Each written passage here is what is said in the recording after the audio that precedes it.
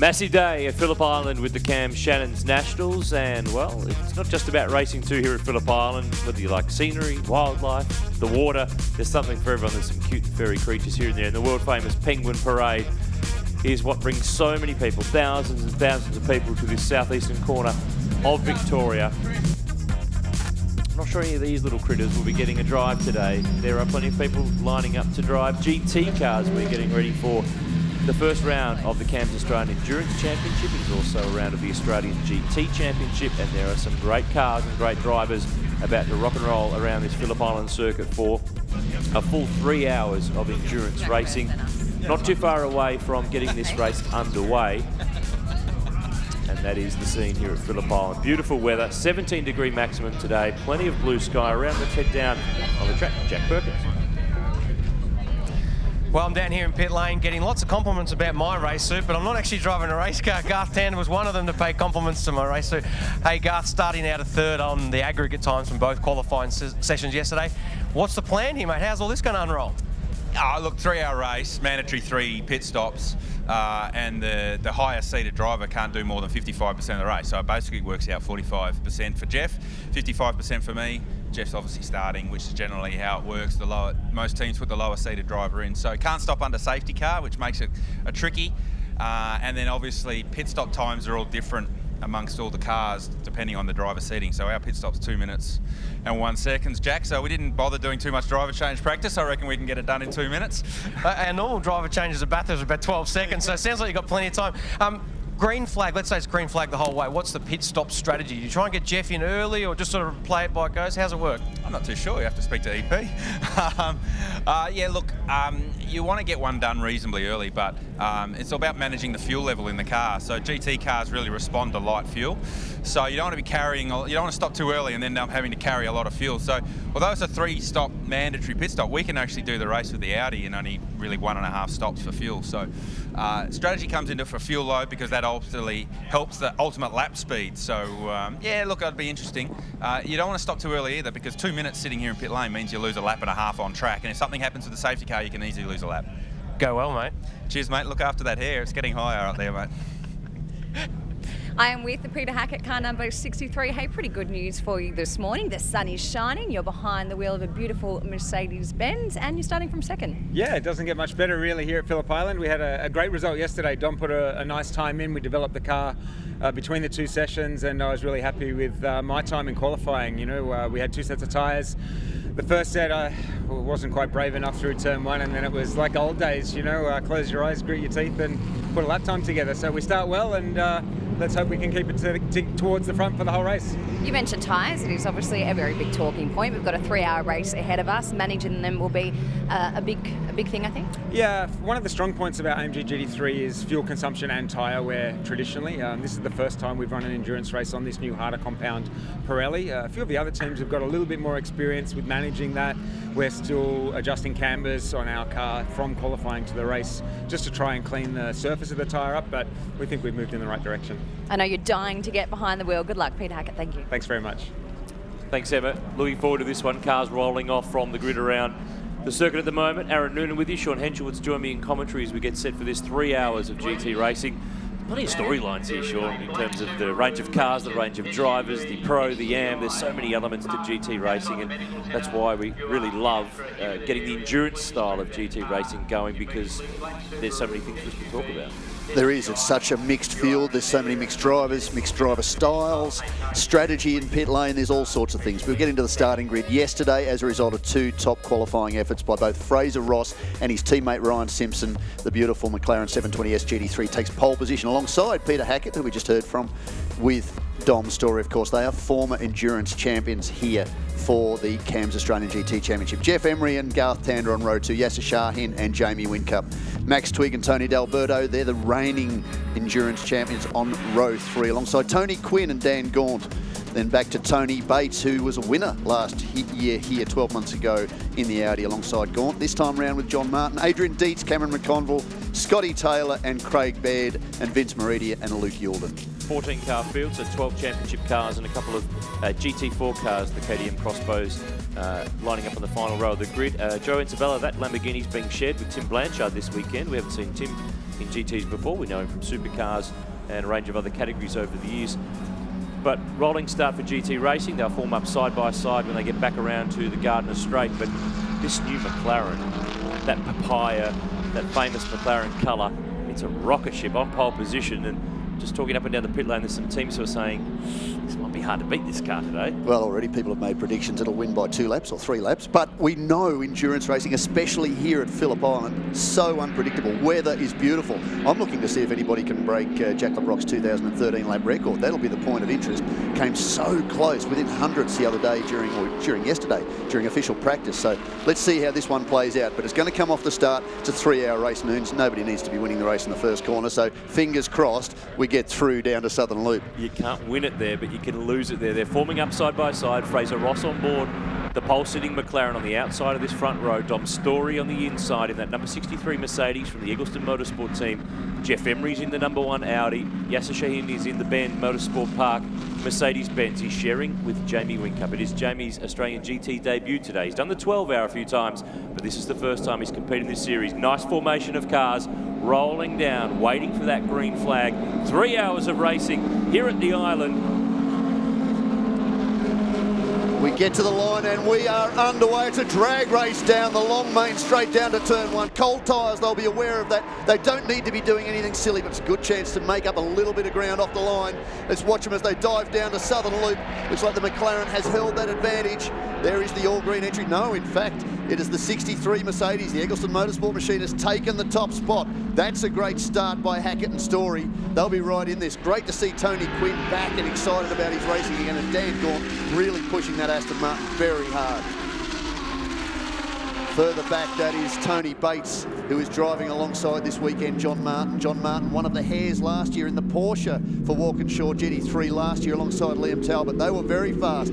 Oh, gee, the Aston's looking very, very racy. Scotty Taylor in the blue entry. Kenny Habul took that car to 2 victories out of the 4 races at the season opening Australian GT race at the Australian Grand Prix. So too the Bates entry. Looking forward to making up some ground. Tony Bates and Yasser Shahin last weekend in Shanghai. Very different circuit, very different conditions to here, doing some miles in an Audi R8 LMS GT3. But this weekend's all about Australian GT and the opening round of the Australian Endurance Championship. Top 2 just starting to sneak away. Bit of a moment there. Jeff Emery got the left rear on the grass on the top of Lukey Heights on the rundown. MG managed to get away, managed to clean it all up and get sorted again, but he's dropped some space. Top 2 clearing away. Dom Story, the young Kiwi, on board that Mercedes-Benz AMG. Locked in behind, Fraser Ross in the McLaren. Margin back to Jeff Emery. He was comfortable before that little wiggle, but now he's got them all lining up. Shahin's right with him. The Lambo's moving. Cameron McConville is on board. That car is sharing with Adrian Dietz, so he's been able to work that way forward. Started position 8, now runs position 5. He's going to make ground. So a pro driver up against some of the AMs. They've flipped the way that they're going to do their strategy in terms of their driver lineup. But we're watching here the top 2, that throaty Mercedes. It's so distinctive. You could close your eyes and you know which car it is coming around the corner. Here's the KTM Crossbows. They're having their own private fight today. It's one-on-one, winner-take-all between those two. Well, at the moment, that looks like it's Justin McMillan, the M Motorsport team boss, who's been a big supporter of the Ryder Engineering build equipment, whether the Gallardo Lamborghini REX in past seasons, now into this. Of course, he ran the Camaro GT3 a couple of years ago. There's still one of those running in Trophy Series in Australia. Talk about beautiful engines, 7.9 litres of thundering Chevrolet. That sounds pretty good too. But unmistakable sound of the 6.3 litre naturally aspirated AMG machine. Sadly, the coming news, of course, is that could very quickly become a twin-turbo 4-litre power plant in future. The engine that most likely will be very similar to that which will power the new Vantage GT3. Tony Quinn talking to me this morning about we may see one of those towards the end of the year. That's down at what looks like the Audi Sport camp. And I noticed just before the start that Bart Moore has got the headphones on. He's on top of the control tower. I'm talking to Nick Kelly in the industry racing entry. That is currently in position number 10. As this great battle now, McConville in under the rear wing of Yasser Shahin. Very quick in unofficial practice on Friday. Cameron McConville said he's circulating around here now, despite all these years at Phillip Island Circuit, faster than he's ever been before. And these days, he doesn't do a great pile of racing. He, of course, lined up in the Bathurst 12 hour with this car. It's run by Wall Racing. Cam, a former Supercars full-timer. These days he deals more with the water, with ski racing and the like, rather than racing cars as his day job, but he's getting out there really thoroughly enjoying having a run. Top two, here they are, inching away. Pretty evenly matched so far. Dom Story on board this number 63 Mercedes, sharing with Peter Hackett, who we heard from just before the start of this race. Fraser Ross, we should remind you, is teaming up with Ryan Simpson, who's got a lot of experience. He's done a bit of everything, Ryan Simpson, over the time. Formula Ford, the V8 Touring Car Series, and he's been doing a bit more GT racing, Porsche stuff as well in GT3 Cup Challenge. He brings a lot of experience to the table. It's a really handy combination between those two in car 59, this McLaren 720, the latest version McLaren GT3 car. Chance for us to look at the field here. There's Jeff Emery. He's been able to get himself up and rolling and sits there in third. McConville's next. And then it is a fight between the three Scott Taylor Motorsport Mercedes-Benz, nose to tail to tail. Good to see Scotty Taylor. I was talking to him earlier in the weekend. He said, I'm just so comfortable in this car at the moment. He said, I've tended to avoid it, go back to the trophy class Porsche, the 997 GT3R. I like driving that car. But he said, Craig Baird's been to me here telling me, I can do it, I can do it, I can do it. In practice on Thursday, testing on Thursday, unofficial practice on Fridays, he dives down the inside of Yasser Shahi, and that is actually Craig Baird behind the wheel. That's why Scotty Taylor said, I'm just so comfortable. The only glitch was during practice yesterday morning, he tried to go over the top of Lukey almost flat with Paul Morris in his ear.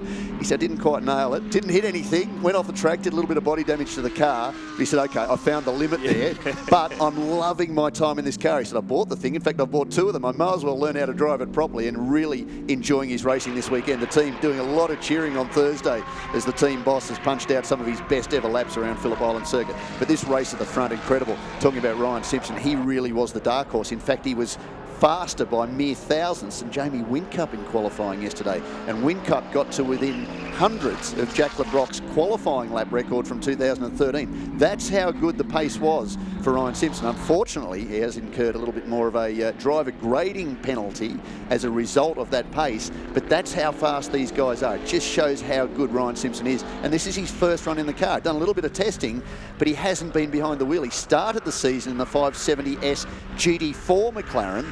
He won the GT4 round at the Grand Prix, two of the four races. The other two won by the M Motorsport KTM of Glenn Wood, another accomplished driver. We'll see more of him during this race, but Ryan really has been a standout, and he's adapted to this 720S very, very nicely. We saw a quick shot there in the pit lane of the Brains Trust of the Audi Customer Sport team. Eric Pender was closest to camera. In the background, Adam DeBore, who so many of our viewers will know from his great association with Chaz Mostert in supercars, with Tickford Racing, spent a little bit of time at Dick Johnson Racing Team Penske as well, but has been doing some other work outside of supercars in other forms of racing. So there's a lot of familiar faces up and down the pit lane, down in those garages, who are calling the shots and working. Romy Mayer, there's another one of them, of course, from Triple Eight, who has worked this year with their Super 2 program, and he's down in the Scott Taylor Motorsport team. Plenty of familiar faces that have crewed up to work on the crews this weekend, to do the pit stops. Really great to see. It is a bit of a melting pot of talent from various other categories that come and enjoy these weekends together. I mean, you talked about Paul Morris. He's down in the STM garage as well. Plenty of familiar faces. We're looking here at the 777 car. That's the car that Jamie Whincup will step aboard a little later on. And the car behind is number 8, Max Twigg and Tony D'Alberto. In fact, that is the car that Jamie Whincup, Craig Lowndes and Shane Van Gisbergen shared in the Vodafone colours at the Bathurst 12 Hour at the beginning of the year. So back in those green colours that we know Max Twigg and Tony D'Alberto from winning the series last year. Remember too that this is the first round of 3 for the CAMS Australian Endurance Championship, but concurrently it is also a round of the Australian GT Championship. So there is a double reason this weekend for everyone to do well. A round of the Australian GT Championship for the GT3 and GT4 categories. The Trophy Series not here this weekend, although the reigning Trophy Series champion, Nick Kelly, is alongside Bart Moore, and the Trofeo Challenge cars also not running this weekend. They run in the Sprint Series, but the Endurance Championship, which, as you rightly say, Aaron, is 7 rounds for the Australian GT Championship for GT3 and GT4. So we'll keep up to date with that too. Currently, if we talk GT4, if I look at the full timing monitor, Justin Millen leading David Crampton back in positions number 13 and 14. Now, looking at the timing, we've lost our timing monitor. You're just loading up your Natsoft. I've done the same thing. 128.9s for the race leaders. Best so far, Dom Story, 28.97. Fraser Ross, 28.93. 29.9s for Cameron McConville, 29.2 for Craig Baird, and the rest of the field at the moment are in the 30s. Now, when we saw that great set of times, and stunning performance from Jack LeBrock in the Erebus Motorsport SLS AMG GT3 back in 2013. Conditions very similar to this. It was just a lovely, bright day, a little bit cool, great track temperatures and conditions, but of course the track had just recently been resealed prior to that too, so the condition was a little bit different. But that lap, we talked about Greg Murphy's Bathurst lap all those years ago as being the lap of the gods. I'm not sure whether or not Jack LeBrock might deserve that for the GTs. Certainly if it survives this weekend. He's had Jamie Whincup after him, he's had all sorts of drivers go after it. No one's broken it so far, and he still holds the fastest ever qualifying time of a 27.15.05. And the fastest, sorry, that's the race time, 27.15.05. Fastest qualifying time, 1:26.52.48. Some have come close, including some of the European stars like Miguel Molina and Chris Mees. They haven't been able to break it. Here's this great fight for GT4. These cars will be together pretty much all day at this rate. Identical KTM crossbows. They're a cool little thing. Rider engineering. They put these cars together and run them all around the world. They are just, we see it in the 12-hour, we see them in GT and endurance racing. Great little car. They're very distinctive. They really do stand out as something completely different to what other people are coming up with. A little tough on those guys. They were looking for a little bit more competition. Of course, we had the Aston Martin last year. We've seen the BMW. The BMW from the States was due to come across, got caught up in customs mix-up, so that didn't happen. Mark Griffith has his Ginetta G55 GT4. There's obviously an Audi R8 LMS GT4 in the country. There's Mercedes GT4s. Mustang have built their beautiful GT4 car. That looks like it's coming into the championship later in the year. So that class will grow as time goes on. But of course, the endurance racing, it's a longer run. You don't just jump into these like a sprint race with your buddy, do a 25, 30-minute stint and jump out and hand over. This is 3 hours of serious racing. Dave Crampton has said on a number of occasions he really has to work very, very hard. And I'm talking about Dave Crampton. I'm looking, thanks to Ryan Howe, who's my spotter up here in the control tower. He's just noticed that the Dave Crampton car is in the tyres. He's in the barriers quite hard at the top of the circuit. That's an unusual one, so frustrating for Dave Crampton. This is not the start he wanted. They finished second, he and Trent Harrison, last year to the BMW in this race as Eric Pender watches on. This could well be safety car, Aaron Noonan. This might be able to mix up things like strategy, because that's going to play a lot into this race. And we've only gone 10 minutes in a 3-hour motor race. That car is off the road at the final corner and embedded in the tyre wall, and in fact the safety car has just been called, so 11 minutes has elapsed in the race, and we have our first safety car period of the day, and that'll tighten the field up. So all that margin that Dom Story and Fraser Ross had built is gone, so that was about 9 or 10 seconds that they had pulled out on the rest of the field, which is led by Jeff Emery in position 3, McConville 4th and Baird is 5th. So this will close it up, give us a chance to take a breather, and it's very early stages in this race, so everyone can really slow down, stop and have a think about how they're travelling, and start to think about their strategy and what they're going to play out here. We're going to see some pretty handy drivers step into these cars later on in the motor race. Of course, Garth Tander is on standby when he gets into car number 1. He's been a regular in the Audi team in endurance racing and the 12-hour and the like, and on double duty this weekend in 2 different Audis, TCR Audi and a GT Audi as well. Plenty of people watching on and keeping an eye on what's unfolding here, because it's a case now of getting that KTM out of the way. Let's take a look here at the replay, Sean, and it's already off the track and on its way into the fence as it comes into our TV shot. That's an unusual off in an unusual part of the circuit, really. I mean, he may have run very deep and got a little bit wide into the gravel coming through the final corner, but that's a bit of an odd one. So whether Dave's had a drama there, he's been working very hard on his performance in this car. Really looking forward to this weekend. He went across to WA, and that's frustrating for them. So this mixed things up. Certainly strategy, again, we'll come into it. Talking to Chris Papadopoulos, who's steering the ship down there with Dom Story and Peter Hackett for Eggleston Motorsport, and also to Eric Pender yesterday about strategy. And they said this is the sort of thing they plan for 2 weeks in advance, and they look at all these things. When will a safety car come? When do they need to stop? What do they need to do to counter that sort of thing? But I don't think any of us really saw a safety car this early in the piece. That's what we've got 11 minutes in, while we've got this safety car. This car 777, Yasser Shahin is on board. He shares with Jamie Whincup. Ahead of the weekend, Jack Perkins caught up with this unique pair of racers.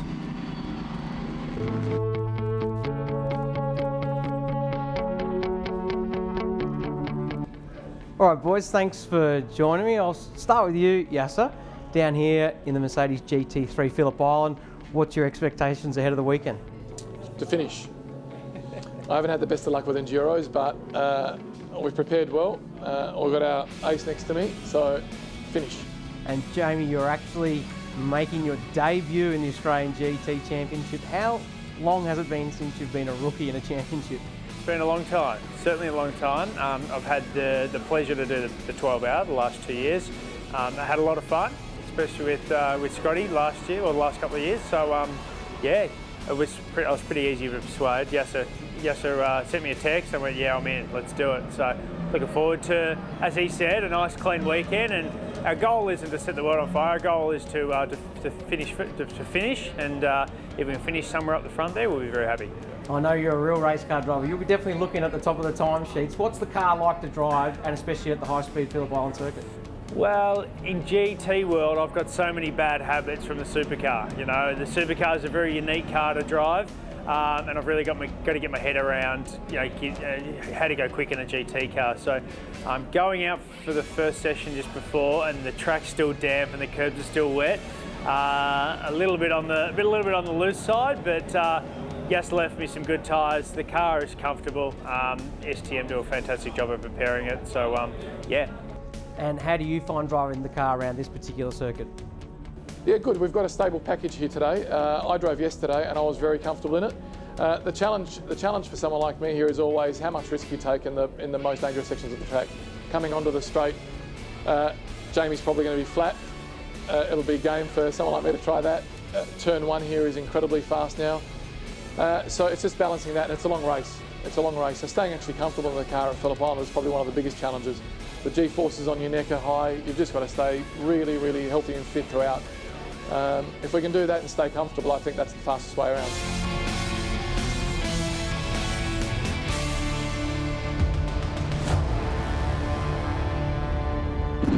And at the moment, that 777 Mercedes sits in position 7, so it's a case of all the 7s under safety car here at Phillip Island with the first round of the CAMS Australian Endurance Championship. 15 minutes in at the moment, and we're under safety car because of this car, the number 50 KTM Crossbow in the wall at the final corner. While we've got this chance, we might take a break. Stay with us. Massive day here from the Shannons Nationals at Phillip Island. The driver is okay, David Crampton. Hopefully we're going to restart very soon. Stay with us. Massive day from the island.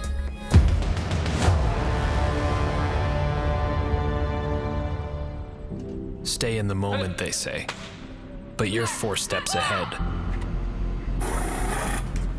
Executing plans you've rehearsed countless times before, and moving on to the next thing. Because if you think you're done, you've only just begun. At Michelin, we never stop thinking about our next move. Or yours.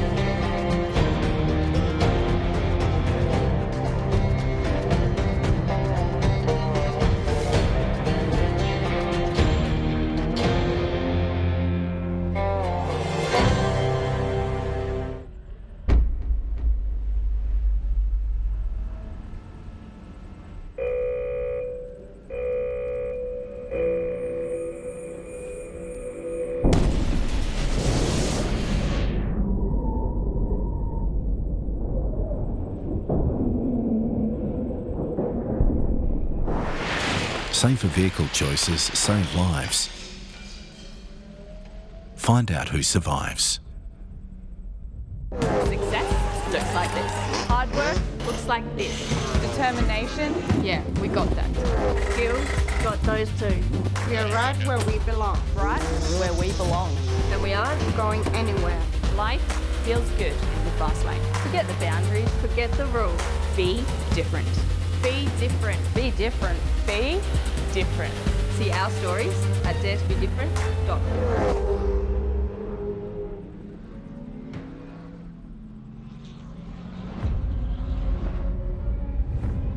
Every day, 3,500 lives are lost on roads around the world. Driving can be dangerous, but there are simple rules we can follow that will make our roads safer and save lives. Slow down for kids. Don't text and drive. Always pay attention. Obey the speed limits. Stop when you're tired. Never drink and drive. Check your tires. Rules keep us alive. Your life is in your hands. Respect the rules.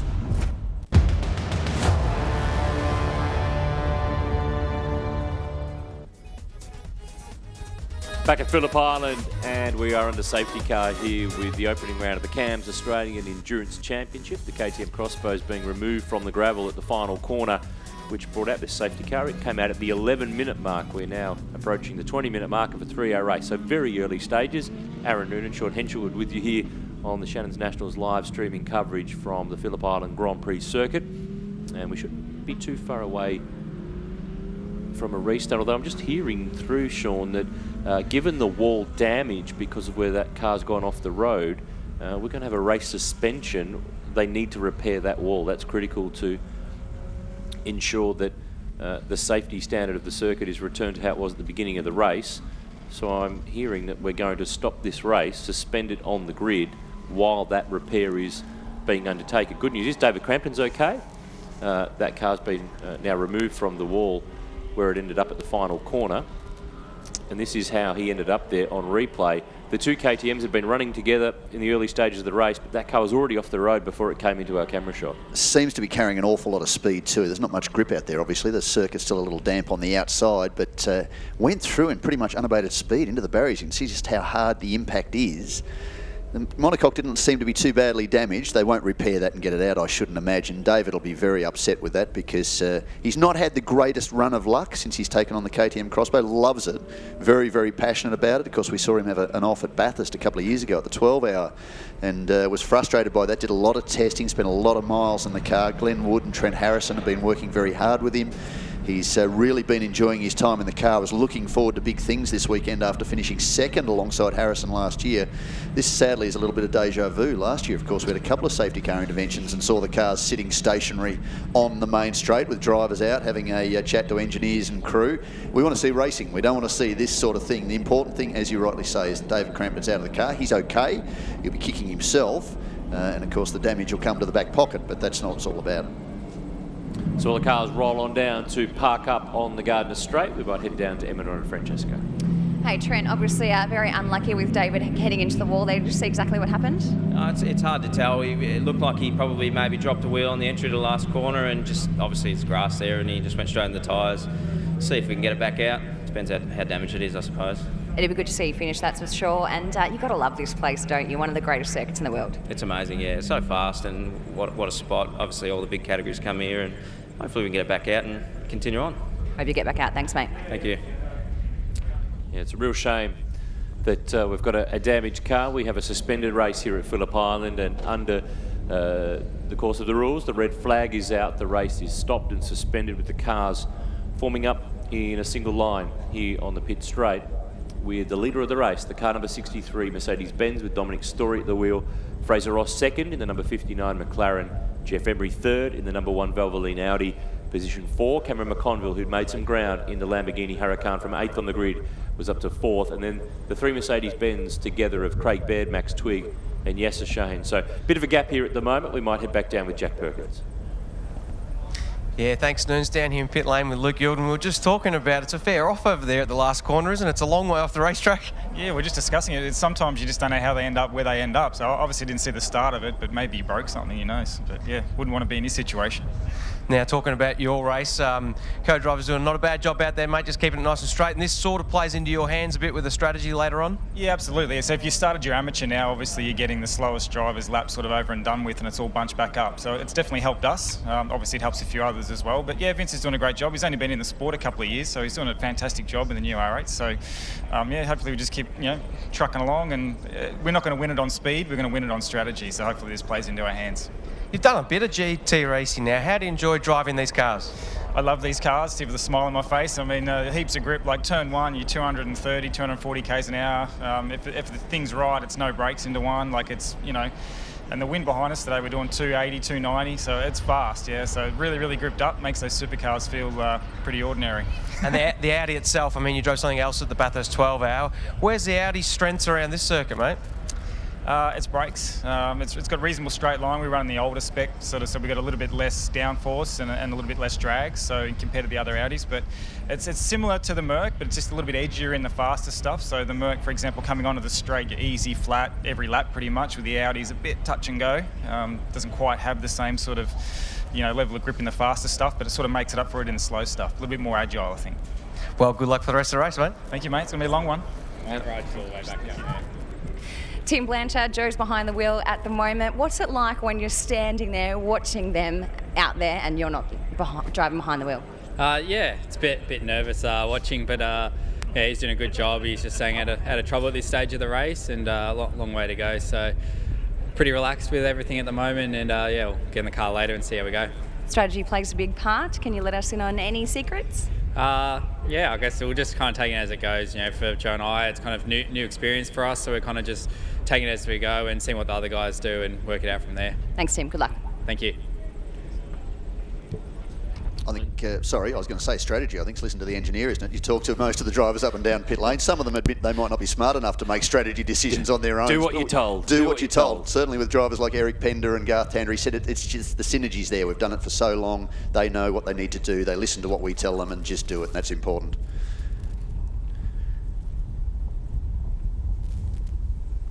So if we go back to where we sit at the minute, which is very impressive, Dom Story is holding the front of the field. Now, what's interesting, in the 5 years we've had the endurance race here at Phillip Island, at this time of year all the time, there has not been a repeat winner. Dom Story and Peter Hackett have been on the podium twice. They've been third, they've been second. They haven't won it. They didn't do it together last year. It's probably the worst result that Peter Hackett had here at Phillip Island Circuit. That's interesting. Fraser Ross and Ryan Simpson, the first time they've raced together, they really set the pace, started this race from pole position. They're right in the box seat. Many have already tipped them as winners. That car, though, doesn't have the runs on the board. It took, McLaren were talking to me a couple of days ago, they said they turned this car around in 9 months. They should have had 2 years to do it, they turned it around in 9 months. Fraser came out, unfortunately, because of paperwork issues, he couldn't put the runs on the board. He won the first race at the Grand Prix in Melbourne. The car was quick, we saw that. We've seen it in different parts of the world as being quite quick. Can it do the endurance races and maintain that speed? Well, this could be the litmus test to find out whether that can happen. So keep a close eye on the 59 Racing 720S GT3. Jeff Emery and Garth Tander, well, they won the last round of the Endurance Championship last year, so they're pretty hot too. Sounds like Jack's got a bit more information for us down in pit lane. Yeah, it's a weird feeling standing on the main straight here in the middle of the race. Obviously, it's been suspended, but I'll jump into the Mercedes here with Dominic Story, mate. I'm sure you're probably not happy with the situation, given that you were, handling the race from the front quite easily. Yeah, look, we decided to opt for me to start the race because we didn't think there would be a safety car. So, yeah, it's not ideal at the moment, but, it's just GT racing. It'll all play out in the end. So I've just got to focus on getting a bit more of a lead again and then hand over to Pete for the middle stint of the race. And the car's obviously handling pretty well, look pretty well balanced out in the front there. Yeah, it's going good. Just, some small changes from yesterday's qualifying to suit the heavy tanks, but it's so far so good. So we'll just box on from here. Okay, mate, we'll jump up here and have a chat to your co-driver, Peter Hackett.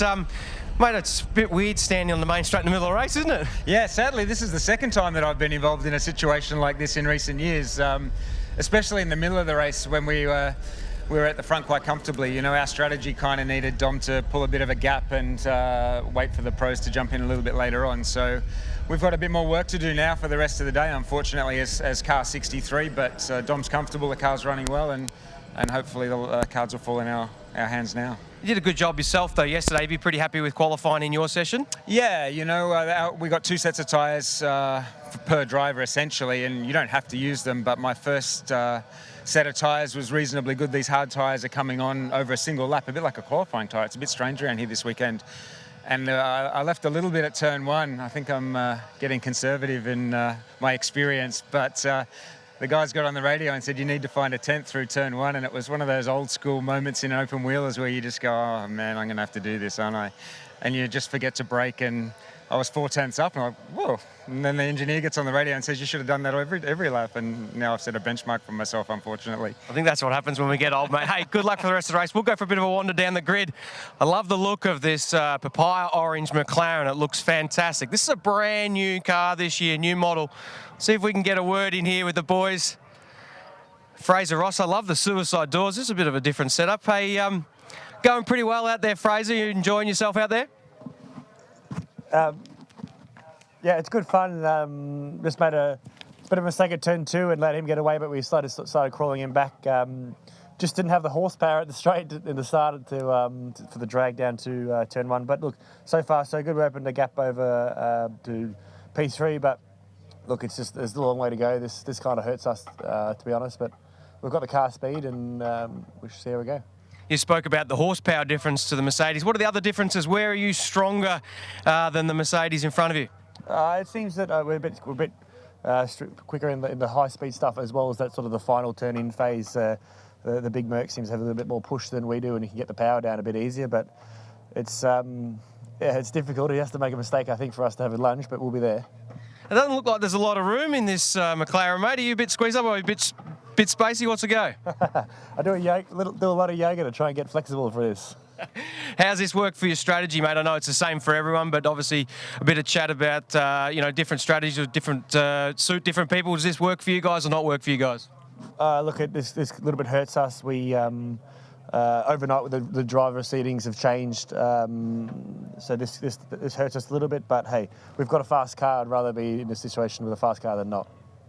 Well, we wish you all the best, mate. We're going to go for a wander a bit further down the grid. First of the Audis. We'll see if we can have a chat to Jeff Emery. Garth was there offering a bit of assistance. How's it all going out there, Jeff? Yeah, pretty good, mate. Just cruising along. I mean, we've only got a dozen laps down the track, so we've got a fair way to go. You enjoying racing against this brand new McLaren? Yeah, loving it, mate. Just wish it had slowed down a little bit. It's a bit speedy for me. What's the strength of your car, mate? We're just talking. He seems to think the Mercedes got a lot of straight line speed. How's the Audi performing? Yeah, I reckon they've all got straight line on me, to be honest. Yeah, it seems to be as soon as we get to use the throttle, mate, these guys seem to burn away on me. But, we're really happy with the car. We've come a long way this weekend working with Garth, and we've progressed a lot with the car this weekend, so we've got a lot of corner speed on this thing, so I reckon that it'll look after its tyres a bit better, hopefully. We're watching the first lap. Looked like it got a little bit of sideways over the top of Lukey Heights. Was it all under control? Oh, it was way out of control, mate. To come over there, I just went a little bit tight. I didn't think the oil sort of spread out that far. I thought I had a little bit there, but clearly not. It sort of got me attention on the first lap. I thought it was going to be all over. All right, mate. All the best when we get going, hey? Okay, cheers, guys. We'll keep wandering down, see who else we can find. Such a wide variety of vehicles we've gone. Mercedes, McLaren, Audi. Here in fourth, we've got Cameron McConville in a Lamborghini striking livery. Here's Garth Tander again. He's following me down the straight here, talking to all the drivers. We'll see if we can sneak in here. How's it going, Cameron? Yeah, good, Jack. I just asked Garth if he could go get our tyre oven, but he refused to do it.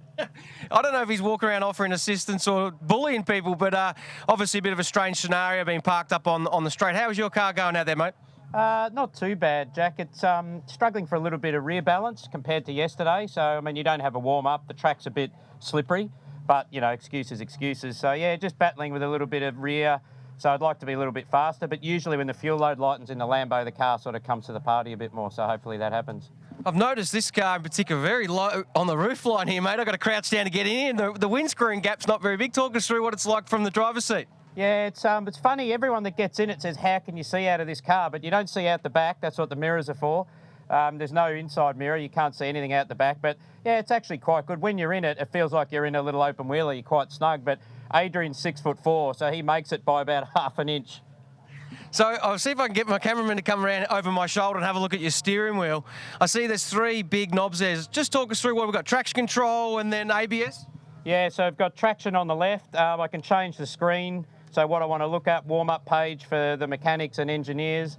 I have it on this page, so I've got my tyre pressures, which are way too low at the moment. ABS, so there's about 9 different settings. There's 12 settings on traction. Indicators, radio to talk back. There's a drink button there, so it feeds electronically the drink bottle, pitch speed limiter. But yeah, really, the traction control, if you compare to a supercar, I suppose, is like our bar adjustments as the tyres wear, tend to wind that up a little bit. And you can actually use it to tune the car. Mate, just looking at it, I'm confused. I'm glad you know what it all does. All the best when we get going. Cheers. Thanks, Jack. Thank you. Let's keep wandering down here. Oh, it looks like we've got my old mate Craig Beatty. He's co-driver Scott Taylor. We'll grab a quick word with Scotty. What are you looking at the front here, mate? Oh, just making sure that everything's intact. At Bathurst at the 12-hour, we had 2 failures because of rocks through the radiators. And 3 years, we've never had that failure, so we just kept an eye on it. Let's have a quick look at that, actually. So the air intake on the front of the Merc, you're saying at Bathurst you were able to get a bit of damage through there and damage the radiator? Yeah, exactly. So we destroyed 2 motors through that bottom grill there. There's 2 rocks, almost like someone had shot a hole through them, and onto the radiator, which is disappointing. So, yeah, we're nervous. Looks all right to me. Let's go and have a chat to Beto. Hopefully it's all good there, and all the best when Scotty jumps back in the car. Let's see if we can jump in here with Beto. Got the gloves off there, brother. You pretty chilled out? Yeah, pretty chilled out. I got dude talking away in my ear, you in one ear and him in the other, so it's quite confusing for me. Well, it's quite good to have Paul Morris in your camp though this weekend. He's running the car for yourself, and Scott, are you enjoying having the dude on board? Yeah, it's good. He's pretty good with the strategy stuff, so not only that, as far as the driver coaching stuff goes, he's deep in at that end, and it's good for Scotty. He's got the time. He just talks to him throughout the sessions or the race, so for us, we sort of rolled the dice a little bit, tried to do something different by getting the pro to start and getting a bit of a gap, but we knew the Pooch was going to get one if we got a safety car, and we've got a safety car for about half an hour, mate. So it's a bit of fun for Scotty now. We'll just run on a bit, chuck him in for the middle, just do his laps, and I'll jump in at the end. It was good to watch yourself and Cam carve through the field early on. Did you enjoy doing a bit of racing? Nice move on Yasser Shahin into turn 1.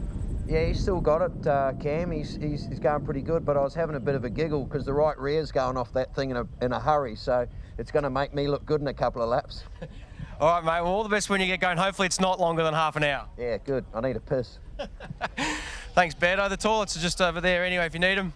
Well, before we get to the next car, just good to have a look at the rear wings on these cars. They're all a lot different, so quite a lot of downforce coming off the Mercedes rear wing. Of course, all the rear wings, but the balance of performance is what balances the speed of the different makes and models of the cars. So nice to see the big wing on the back of the Mercedes, especially a track like Phillip, lots of downforce. That rear wing's doing probably the equivalent of about 1,500, maybe 2,000 kilos of downforce. That's very impressive.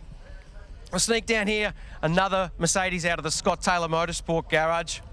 We've got Maxi Twig in behind the wheel. Have a quick word with you, mate. How's it all going out there?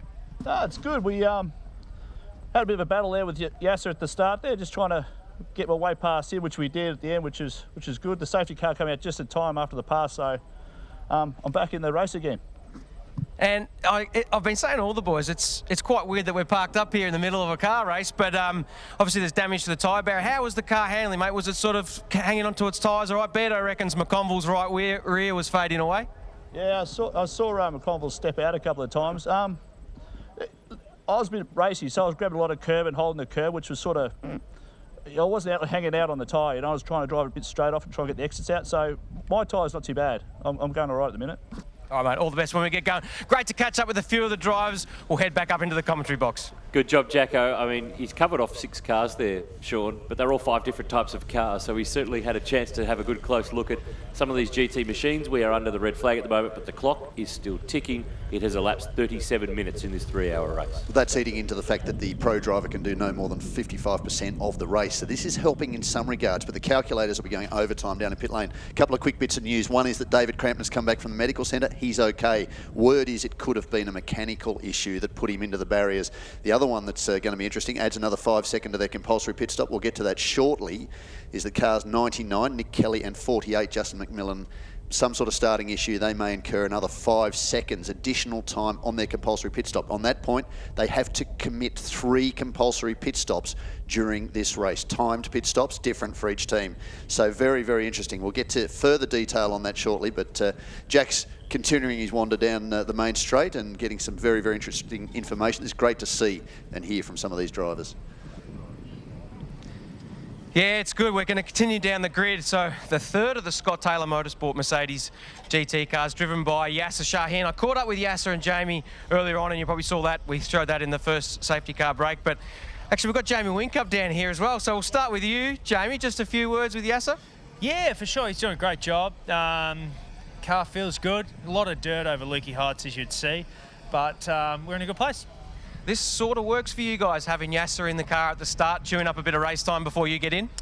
That's always the risk when you start your pro, is if you get a safety car or what we're having now, it's a disadvantage. So, no, as I said, strategy-wise, we're in a good place. We'll pit for fuel and tyres pretty soon, and I'll jump in and see what I can do. How long's your pit stop timer? Garth reckons his is about 3 minutes, and we're used to doing driver changes in about 12 seconds, so sounds like you might not have to rush this one. The hole that you get in is a bit smaller, and they're not quite as refined. So, yeah, no, we'll take most of that minute for sure. Now, beyond this weekend in this car, will we see you again through the Australian GT Endurance Championship? I'm not sure. I've certainly had fun so far. I'll see what the racing's like in the next few hours. But no, certainly if it's fun and I have a good time, I'll be back. Thanks for chatting with us, mate. We'll jump in and see if we can grab a quick word with Yasser. How are you? Good. How's it all going out there? Yeah, pretty good. Phillip Island, nice sunny day. I'd rather be here than at my desk. Fair enough. Now, how's the car handling? I mean, a few of the boys saying the right rear tyres are starting to fade. How's yours going? Yeah, no, I'm in pretty good shape. Car's not as strong as I'd like it through one, but everywhere else it feels pretty good, man. Did you get a chance to see why we're delayed? Did you see the car into the tyres there? I saw it coming onto the straight. He just in the wall there at turn, coming onto the last turn. Bit of a shame, but that's racing. So, in a perfect world, how much longer until you guys make your first pit stop? Is this broadcast live into their cabins? Come on, you got to give a bit away. Yeah, no, I think we'll come in straight away. Okay. All right, guys, we'll keep wandering down here. We've got another Audi here, and it's a good mate of mine, Tony Bates. He's got the visor down. We'll see if we can sneak in for a word. We've got Johnny Martin out here. Actually, Scodro, we'll start with you. Johnny, double duties for you, GT here, and then into the TCR. How's it all going? Yeah, struggling a bit. But no, it's all right. It's pretty cool doing double duties, but it is a bit difficult jumping from two totally different machines, really, like front engine, front wheel drive, mid engine, rear wheel drive. So yeah, it's all going on. How you going with Batesy here in the Audi? Yeah, no, it's really good. Obviously known him for a little while, but not really known him obviously until this weekend. But yeah, no, things are going pretty good. He's doing an awesome job so far, so we're just learning as we go along. Let's go and have a chat with him. We'll get in here. Tony, you're up for a quick word? Yes, mate. How you going out there, mate? Yeah, the wind's playing a little bit of havoc out there, but you know, this will certainly suit some of the combinations out there. We're sort of in the middle of the road with it, but it's always unfortunate, but we'll press on shortly. You're keeping up with the back of Yasser, having a look at this Mercedes? Yeah, that Mercedes sits nice and tight on the road, that's for sure. So this thing's a bit fidgety out there, but yeah, we can hold on to these guys and pass it over to John and right on their tail, then you know, we're up there in the pointy end with some chance. You've been doing a lot of racing as well in the Audis in Asia. How's that been going? Yeah, loving it. Yeah, the tracks over there are mega, Shanghai and Suzuka next round. So yeah, it's a lot of fun. All the best out there, mate. Looks like the engines are firing, so good luck. Thanks, mate. All right, guys, looks like the engines are firing. We're about to get underway. We'll throw back up to the commentators. I reckon Jack Perkins has done more work in the last 15, 20 minutes than he's probably going to do in the whole race with some of those updates. Good job, Jack. Great to chat to some of the drivers partway through a motor race. While that was all going on, the clock was continuing to tick. We're under a red flag if you've just joined us here at Phillip Island with the CAMS Australian Endurance Championship. One of the KTM crossbows was in the wall at the final corner at the 21-minute mark. We're now at the 42-minute mark. So just over 20 minutes of red flag, and this race has been on pause, but we're about to press play very soon. And what this does, Sean, is it makes it really exciting because, well, it's not good news if you put your pro in and gambled a little bit for this first part because it leaves your AM driver vulnerable because the field is compressed. But if you go the other way, which is the generally accepted convention concept of the strategy of putting your AM in first, getting their laps done, then put your pro in, we're set for a really competitive second half of this race because the field is more compressed than it would have been if we'd been running for the last 21 minutes. Well, the 3-hour race duration, no more than 55% for any one driver. It doesn't matter whether it's pro or the AM, but you are going to put your faster driver in for the longer amount of time. As Jamie Whincup said, this has fallen into our hands because Yasser spent 20 minutes of his 45% of the race sitting down there on the main straight. So that comes off the clock. That means that the faster guys are going to get in the car and do more time, well, potentially, on track. This really mixes things up. And for the strategists down in pit lane, they'll be taking all of this into account. Now, the pit window was due to open at 10:21. It's now 10:28. They have to complete a lap. The other thing about the safety car is you cannot put your controlled time pit stop into the books until the safety car's off the circuit. So now they can't do anything about it. They need to get a lap in the books. A lot of them will fire down pit lane. But for somebody like Dom Story, who's probably just that fraction quicker, more consistently than Peter Hackett, he's lost a lot of that time. So Chris Papadopoulos down there in the garage for the Egerstall Motorsport team will be doing everything he can to try and reassess that and work it out. And if we have another safety car like we saw last year, that mixes things up again. But right now, it's suddenly become very, very interesting. It's going to end up being more like a sprint race, akin to what we've used to been seeing in the Bathurst 12-hour each year towards the end. That's going to really set this race up and well, it's going to mix it up. It's going to make it very, very interesting. Again, there's been no two-time winner in the 5 years that we've been coming to Phillip Island Circuit. This is interesting. Fraser Ross is trying to go around what looks like a stationary Dom Story. Well, the safety car hasn't moved, though, here on pit straight, so the McLaren shouldn't be moving. The safety car's not moving, but they're all keen to get rolling to keep the temps down, I'm sure, on these cars. Yeah. And they're all pretty eager. We've had a red flag period, a race suspension for 23 minutes, and the red flags have been removed. The yellow flags are now out. The safety car now leaving the pit straight, and Dom Story, car 63, is still on the Gardner Straight. The car has not restarted. The field is moving on by, and the Merc will not fire. And the whole field is rolling on by as we get this race back to yellow flag conditions. And he's still on the Gardner Straight. The Egerstall Motorsport team out to assist to get this car to refire. And this is gutting for Dom Story and Peter Hackett. They led the first section of this race. The race now is back to yellow flag safety car conditions with a restart shortly. If they can't remove this car, we may stay under the yellow flags for that little bit longer. That's Ben Eggleston himself in the driver's door trying to assist there to get this car to fire. But now the officials are heading out onto the circuit to wheel it back through the gap in the pit wall, where it can be taken back into the pit lane and the track cleared for the cars to restart very soon. So this is a real drama for one of the real contenders today. Dom Story is still in the car. It would not restart. If you've just joined us at Phillip Island, we had a safety car just 11 minutes into this 3-hour race with the David Crampton KTM in the wall at the final turn. The barriers were damaged, so we had a red flag race suspension for approximately 23 minutes, and we just were about to get restarted, and this leading car has not left the grid and is being pushed back through the pit wall. Emma might have more. Yeah, Rachel, not ideal. Can you tell us exactly what happened? Yeah, look, it looks like the battery's either flat or failed. Obviously, these cars aren't designed to sit on the grid with everything pumping for this long. Unfortunately, we had our jump pack down there. They wouldn't allow us onto the grid, so we'll just see what the plan is now for the race. Hopefully, we can actually get back out there and keep going. Being in the lead, this is the absolute worst scenario for us, so we'll push on if we're allowed to. Tough luck. Thanks, Rachel. No worries. Thank you. Rachel Eggleston, team co-owner there of EMS, and that is a real shame as they have removed that car now from the start-finish line. The other cars under the safety car at the moment are just over at the approaching the final turn. So that will mean the lead is now with the McLaren of Fraser Ross. Jeff Embry second in the number 1 Audi. Cameron McConville third in the number 6 Lamborghini Huracan. Craig Baird next in the first of the Mercedes-Benz, the blue 222 car he shares with Scott Taylor. Then Max Twigg, then Yasser Shahin, then Tony Bates in the Audi. Tony Quinn, we haven't really talked about Tony, in car 7, the Aston Martins P9, Nick Kelly rounds out the 10 on board the Audi that he shares with Barton Moore. So still under safety car here as the cars roll down the Gardner Straight. I've just done a quick bit of mathematics based on 55% maximum time out of a 3-hour race. That's 99 minutes. So that means that there's 81 minutes can go to the second of the drivers, potentially the slower of the drivers. They've done 47 now. Yep. They only need to commit another 34 minutes behind the wheel. So for someone like Yasser Shaheen, who's actually here to do a 3-hour race and get laps and race and learn something, it's a level of frustration. But then when you throw into the whole equation trying to get to the top step of the podium, then that mixes it up. That puts Jamie Whincup in for effectively his full quota of 99 minutes. Frustrating for the 63 entry. Part of this racing, of course, is they don't carry the big battery like a normal road car would carry.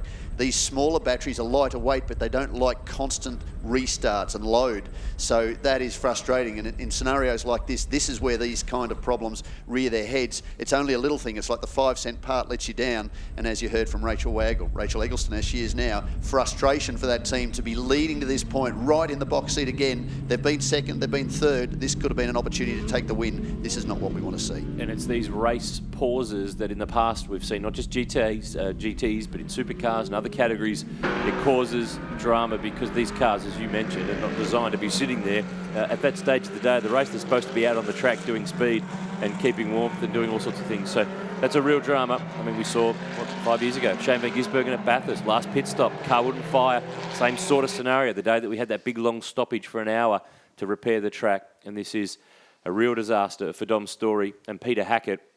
Now it's a case of trying to get back in the game and at least salvage something from the day. There's a long way to go. There's points to be had here, and this will all still be important. They can't give up. They must try to stay in the fight. We're going to get a restart to green flag conditions next time around when we get this field rolling through. So they're in the second half of the lap.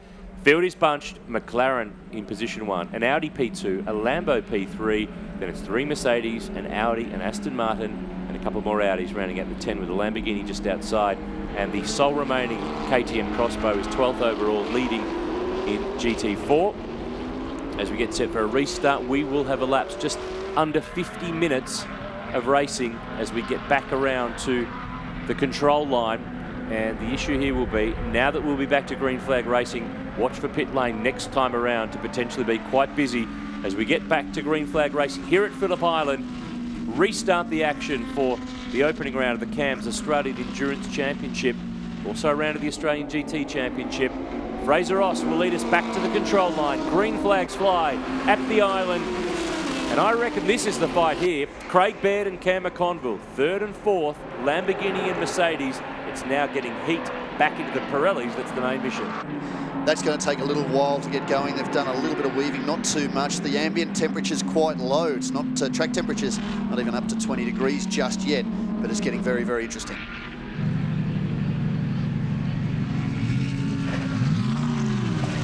Righto, the good news is the Mercedes has got going again. Couple laps down, but they're back in the race. I'm expecting now a hive of activity. All the teams that started the amateur drivers are going to come in. Sorry, all the teams that started the pro drivers are going to come in now and get their pro driver out of the car and start racking up driving time. So I expect a lot of activity to happen in pit lane. Dom Story back on the road, Sean, but he is now 2 laps down on the lead of the motor race. It's not the end of the world. We've seen that for years in endurance racing. We've seen it at Bathurst constantly. You can start to get that back.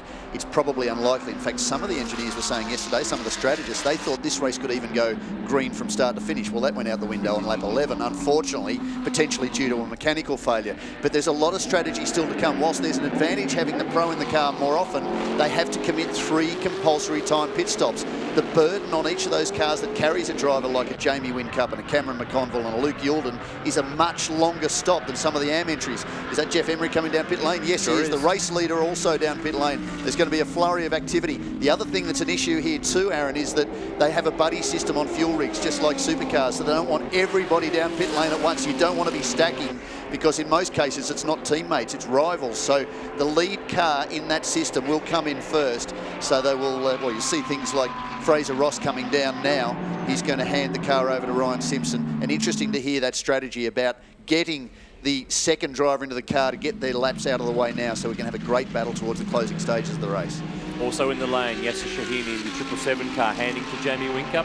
Hey, he didn't want to give away any strategy to Jack during that race suspension, but in the end he gave us something and he didn't fib. He came into the pits next lap around. Well, you can see in the bottom right corner of your screen, that is the Yasser Shahin car, the Scott Taylor Motorsport Run entry being refueled. And I need to get that sorted. Just to go on to time. So stationary 3 times for 2 minutes and 1 second. That is as a result, in most part, due to Jamie Whincup's driver grading. You add all the driver gradings, and in Australian GT, you also add your starting positions. If you qualify towards the front of the field, you will incur a longer stop during the compulsory pit stop. So 121 seconds for the 777 entry, 121 seconds for the number 1 entry. We heard Garth Tander saying he's stopping for something like 3 minutes. Well, we know racing drivers can't count. So, I mean, it is exactly the same as Yasser Shahin and Jamie Whincup. 103 seconds by contrast to Craig Baird and Scotty Taylor, 103 to Tim Blanchard and Joseph Ensabella. They make up a lot of ground there, but the driver combinations, Tony D'Alberto and Max Twigg in the 8 entry, 121 for them as well. The pro drivers can make a lot of that up in the out laps. They can make a lot of it up in the in laps. They can make it up on sheer ability, lap by lap. So that's the way these things are judged. But when you've got 3 pit stops in a short period of time now, remembering we lost 35 odd minutes during that 4th stop, that's going to make things a lot more difficult. So the pros are really going to be on edge, pushing lap record times, lap after lap, to make up now that deficit. That makes it more unpredictable to try and determine who might be the gun entry in that lot. Probably one of the teams has got a slightly smaller pit stop penalty, and you go down to the 6 entry. Well, the 6 entry, of course, that's Cameron McConville and Adrian Dietz. They have a stop of 100 seconds. They make up 21 seconds times 3. That's 63 seconds, a whole minute for Adrian Dietz and Cameron McConville. That could be one of the keys to this race. And that car is in the pit lane at the moment, with Adrian getting on board from Cam McConville. The driver swaps have all taken place. A little bit of a tough move there. I was just watching out our commentary box window that Jamie Whincup was slightly delayed, only a second or two, as he tried to negotiate his way around the car in front.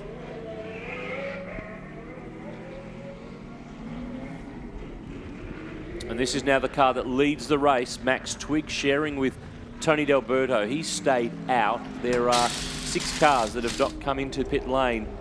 And I think I just saw a shot that Lamborghini is still there, and they are still doing the work. So the McConville Dietz car still in the lane. The Craig Baird Scott Taylor car still in the lane. On the track, this is the car that leads the race, with Max Twigg at the wheel. Tony Bates second in the Audi. Tony Quinn third in the Aston Martin. And that's Craig Baird stepping out of 222. It's Scott Taylor, whose name is on the door. The man himself is now in the car for the next stint of the race. In set, you can see the Bassett-inspired Lamborghini with Adrian Dietz now on board as they wait their pit stop time out. And he now rejoins the race. So we've elapsed 55 minutes of 3 hours in this GT Enduro at Phillip Island. Massive day of racing. We had a cracking Porsche GT3 Cup Challenge race to begin the day. The Enduro here with the GT cars, a couple of TCR races, and some more Formula 4 open-wheeler racing to finish off the day. Here's car 63, Dom Story, trying to fight back. 2 laps down after that car would not restart. We were stopped under a race suspension for a barrier repair for just over 20 minutes. That car was leading the race, but it would not restart. It was towed and pushed back into the gap in the wall to the pit lane and refired. A battery issue has put car 63 back to 13th place. They're not out of this in terms of salvaging points, but a win where they were running is really quite unlikely. This race now completely goes into a bit of a shakeout period because of all those pit stop times that Sean was mentioning earlier. It's a chance to really enjoy and listen to the sounds of some of these cars. This is car number 1, the Jeff Emery Garth Tander car.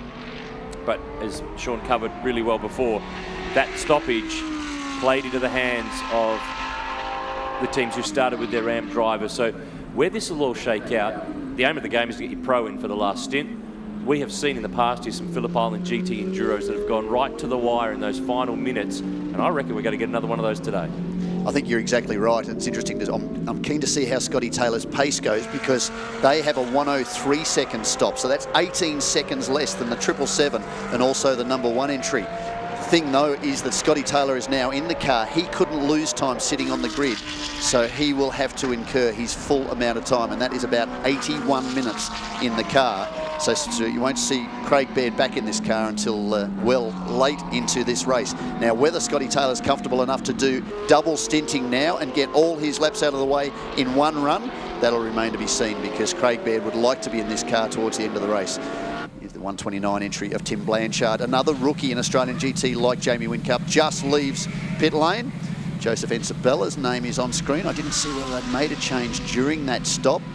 Joe might be trying to get all his laps out of the way too, because he will be not too far off having committed his full length of time. There is, well, that's Jamie Whincup going around Scotty Taylor. Or is Yasser still in the car? I think Yasser's in the car. They're going to try and maybe triple stint Jamie Whincup towards the end, because there's not too much time left before Yasser Shaheen can actually get out of the car and hand across to Jamie Whincup to complete the remaining part of the race.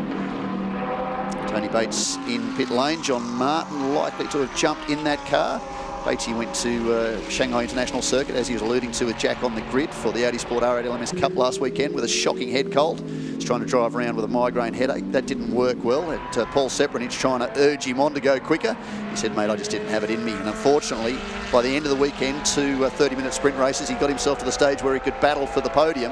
Half a lap from home, unfortunately, the car broke and he had to walk back around the 5.5 kilometre circuit back to pit lane. What a tough weekend. What a weekend. Starts with a head cold and ends with a failure. So he's loving his time over there. Yasser Shaheen also in that championship, and Yasser's off to the Spa 24-hour race as part of a 4-man crew from Asia this year at the end of July. So mad keen about his motorsport, loves the Benz, loves the Audi, also has a Lambo Rex. As we see, the 63 is in pit lane now, and by the look of Chris Papps at the front of the car, they're committing the first of their their 3 compulsory pit stops, and likely Peter Hackett will jump behind the wheel.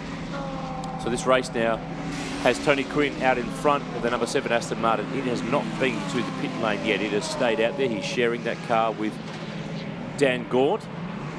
So there's only 3 cars that have yet to make their first pit stop in this race. Just about to hit the 1 hour mark at the moment. We're looking here at the 129 Lamborghini. That is the Joseph Ensabella Tim Blanchard entry. Just behind the Audi, Barton Moore taking over from Nick Kelly in car number 99. Tony Quinn now peels off to the lane. The Aston Martin is in for its first stop.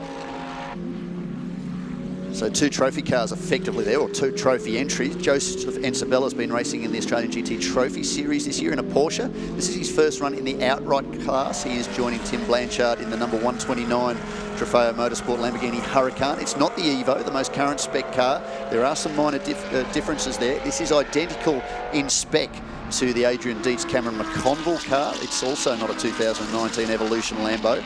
They are looking to upgrade both those cars at some point. It looks like Jack Perkins is down in pit lane with a bit more of an update as to what's going on down there. Yes, down here with Dominic's story, mate. Not a great way to kick off the restart. It was going so well. Talk us through what happened, why you couldn't fire it up. Yeah, I'm not sure. Like, you start the ignition on the dash in the Merc, so we haven't had that problem in 4 years running. So I don't know if something's tripping the battery out or something, or maybe just didn't have enough voltage to get the thing going. So it's very unfortunate. It's probably put us a couple of laps down now, but we'll just box on and get some points for the day. So yeah, see what happens. The positive is an endurance race. There's still a lot of running to do, mate. You should still be able to get a couple of laps back if you get the strategy your way. Yeah, that's true. We are sort of off strategy as well because of the way I started the race. So you're gonna see what happens. I'm not too phased. We'll just box on. Chin up, mate. Thanks, mate. As the team work hard to get this KTM back up there, David Crampton, it's great to see that you are A-OK. Can you take us through what happened? Yeah, I was having a great race with Justin. We're really going for it, and I was settled into a good race pace. We were at qualifying times, circulating as we were yesterday, and just turned into the last corner and the front went out. We don't know why. Don't know whether it was mechanical or what happened, but I was just a passenger. Can you talk us through the damage to the car? Well, the guys are replacing everything on the front and hopefully get us back out there again. Hope to see you back out there, but good to see that you are A-OK. Thanks, David. Yeah, thank you. When that happened, Noons, I was just about to comment that Dave Crampton was probably having his best run ever in that car. He was right under the rear wing of the first of the M Motorsport entries of Justin McMillan, who's a bit of a sensation in one of those cars. And just as that happened, the car went off track. It seemed like an unusual spot to come off, and certainly at that speed. So frustrating for them. Not a lot of ancillaries in the front of the car. They'll make sure the suspension's right. It's a carbon fibre tub. All of the important stuff's in the back of the car. But that's a setback. They're still in pit lane and we're an hour in the books.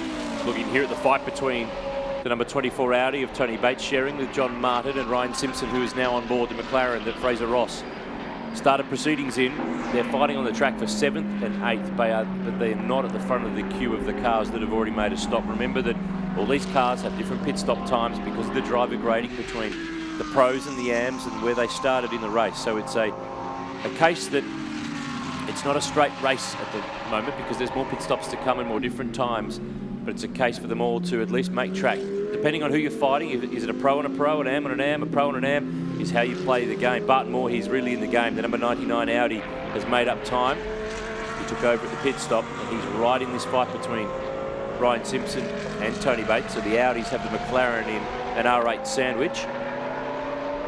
Well, you're talking a 2019 Audi versus about a 2012 Audi. I've got a young man standing next to me, Ryan Howe, who's spotting for us this weekend. He'd rather be out there. He was the sensation at the Barbagallo round in a 2011 Audi R8 LMS GT3. He was really doing a great job. So the older cars are still competitive. That's what's interesting. But certainly the 2019 McLaren, it looks the good, and it's been very, very fast this weekend. But Vince Moridi leading the field. He's in pit lane as the leader. Oh, this is getting racy down the main straight, almost 3 wide. The number 6 Lamborghini, the number 8 Mercedes, and the Aston Martin Vantage of Tony Quinn. They're getting very, very racy down to Southern Loop. On screen now, Tony Quinn loves his motorsport. Talking to him earlier, he's off to Spa with his brand new car, the Aston Martin Vantage GT3, powered by twin turbo XYZ AMG engine. That will certainly be interesting. No doubt it'll be the power plant for the future GT3 Mercedes. Who knows? It might be a bit of a test bed, but he loves his motor racing. He's going to Goodwood. He's going to run his ex-Schumacher Benetton there. He's also going to do a rally in Ireland. He's going to do something else somewhere else in Europe. He's just loving his time in a race car. He said, I'm still passionate about this, Sean. I might not be as quick as I used to be or as quick as I think I am, but I still love this sport and I love GT racing. Ripping fight here. Max Twigg trying to get the move. He's got it done this time at Siberia. Now, this is effectively the race lead at the moment. These are the cars, first of the cars in the queue to have completed their stop. We must tell you that the leader of the race is the KTM Crossbow. It leads the way outright. It leads its class because it's the only car that hasn't taken its first compulsory pit stop at the moment. But it doesn't matter. It's leading the race. I guarantee Justin McMillan's calling race control for a red flag in the end of the race. He wants this. I've just taken a screenshot of it. He'll want this on the wall at home. How good is this? In my GT4 KTM, I'm leading Australian GT. Luke Youlden coming out of pit lane. I'm assuming it's going to be Luke Youlden behind the wheel. He was very quick in official practice. And alongside Vince Moridi, they are going to be a great combination. And that team has been really, really impressive so far. As he said when we spoke to Jack, just 2 years racing the car, 106 seconds for their compulsory stop. Ripping fight here. This is continuing. We saw a quick shot just before of Justin McMillan leading the way in the KTM Crossbow. And it's on behind Ryan Simpson, Tony Bates and Barton Moore. They are actually in the motor race, 7th, 8th and 9th at the moment. So McMillan leading the way. Second is Max Twigg. He's the first of the cars to have stopped in that green Mercedes, car number 8. Tony Quinn is third.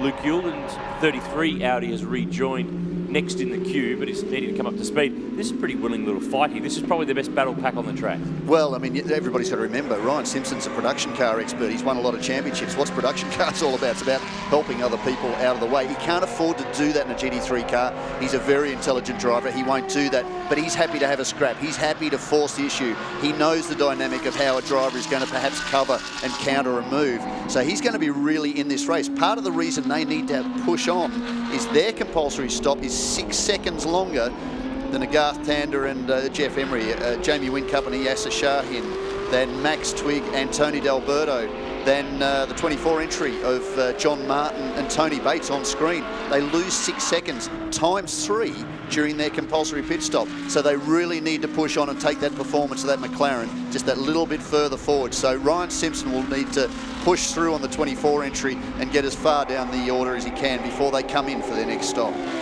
We've gone by the 1 hour mark. Just under 2 hours of racing left to go. Still a long, long way. Now Barton Moore out of the slipstream of the McLaren down to turn 1, showing the nose. That's Fraser Ross.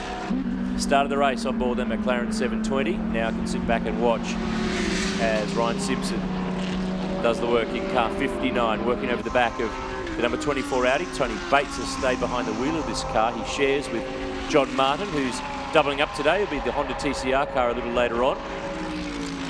The little pensive Fraser Ross, but it's interesting. Ryan Simpson's just punched out the fastest lap of the race, 1:28.91, as he fires down the inside by the looks of it there of John Martin. So no, not quite. John knows how to make these things work. Of course, a front runner in LMP2 for a number of years. A1GP, very competitive driver. He was the hare last year in the Porsche alongside Liam Talbot. So he is more than capable of holding that McLaren behind him. They really do need to push on in that car, though, and make up some ground. Ryan Simpson so far doing a very, very good job. Well, not only is Justin McMillan leading this race, he's out by 41 seconds, if you don't mind. So he's continuing to just circulate. He hasn't committed his compulsory stop. Now, when the number 48 entry comes in, they stop for 82 seconds. Their teammates in the 50 entry would have stopped for 64 seconds. That is light years. You're losing about 60 seconds to the GT3 cars, or gaining 60 seconds to the GT3 cars, but they're losing about 6 or 7 seconds a lap.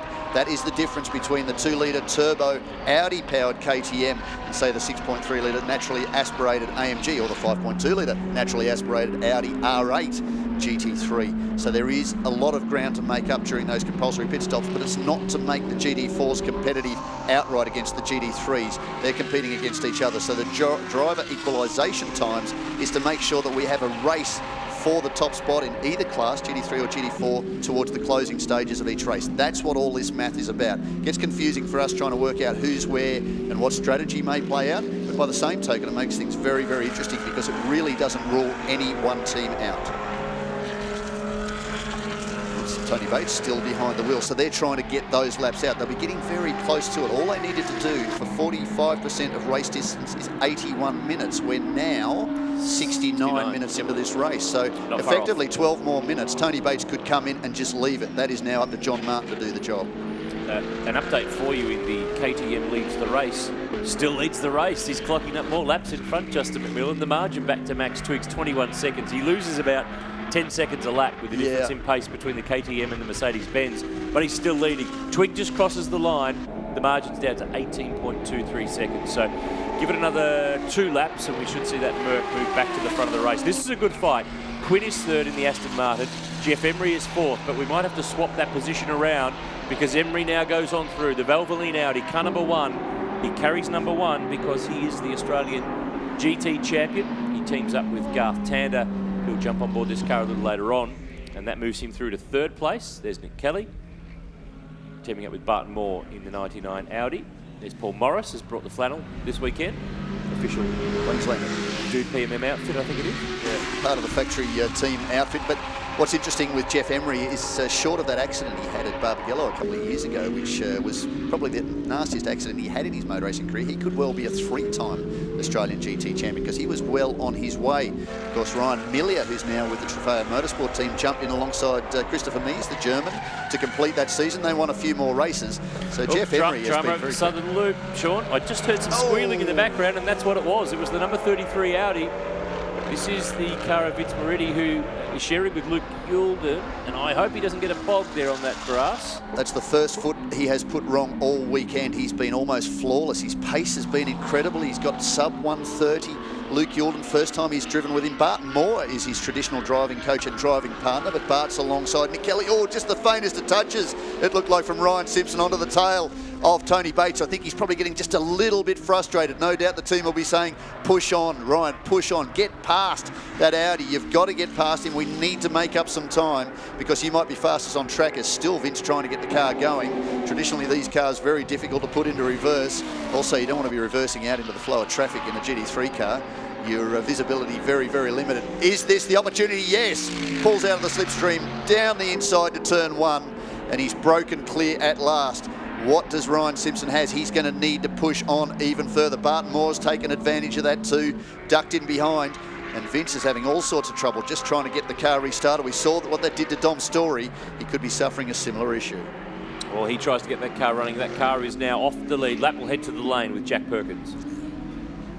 Yeah, interesting faces here in the Audi garage. Not sure how to get that car restarted, but interesting to note, we've got Garth Tander and Luke Youlden suiting up, getting ready to jump in the car, so I expect the next round of pit stops to happen pretty soon. The problem for Luke is that his car's stranded at the moment, although it's now starting to at least move. He's been able to refire it and find a space in the traffic to resume. So that's good news. 33 is back rolling again, but it's dropped off the lead lap as a result of that. This is the KTM Crossbow that led the race. It has been in for its first stop. So Max Twigg now leads the way on board the Mercedes. We've completed 25 laps at Phillip Island. 1 hour 12 down in this 3 hour. Plenty of action to unfold. Stay with us here from the island. More from the Australian Endurance Championship in just a moment.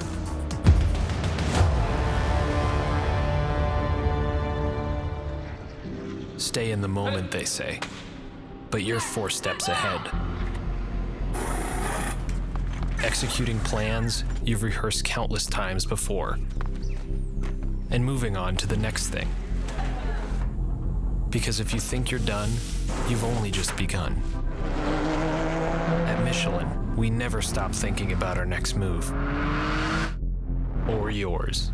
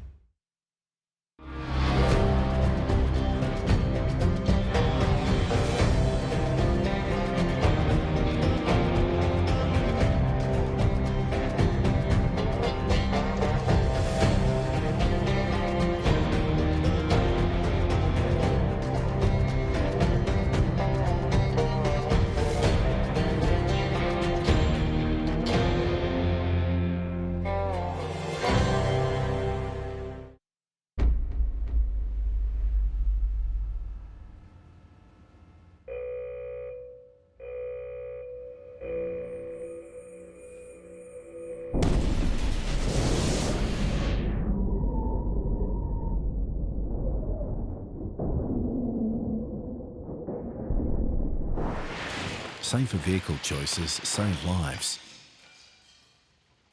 Find out who survives. Success looks like this. Hard work looks like this. Determination, yeah, we got that. Skills, got those too. We are right where we belong. Right where we belong. And we aren't going anywhere. Life feels good in the fast lane. Forget the boundaries, forget the rules. Be different. Be different. Be different. Be different. See our stories at daretobedifferent.com.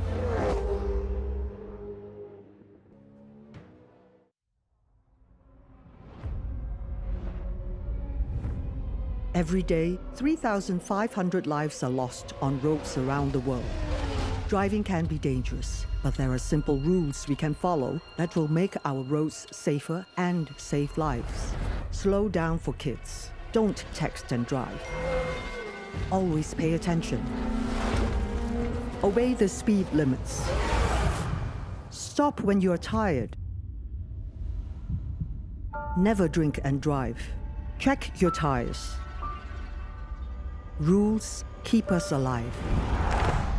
Your life is in your hands. Respect the rules.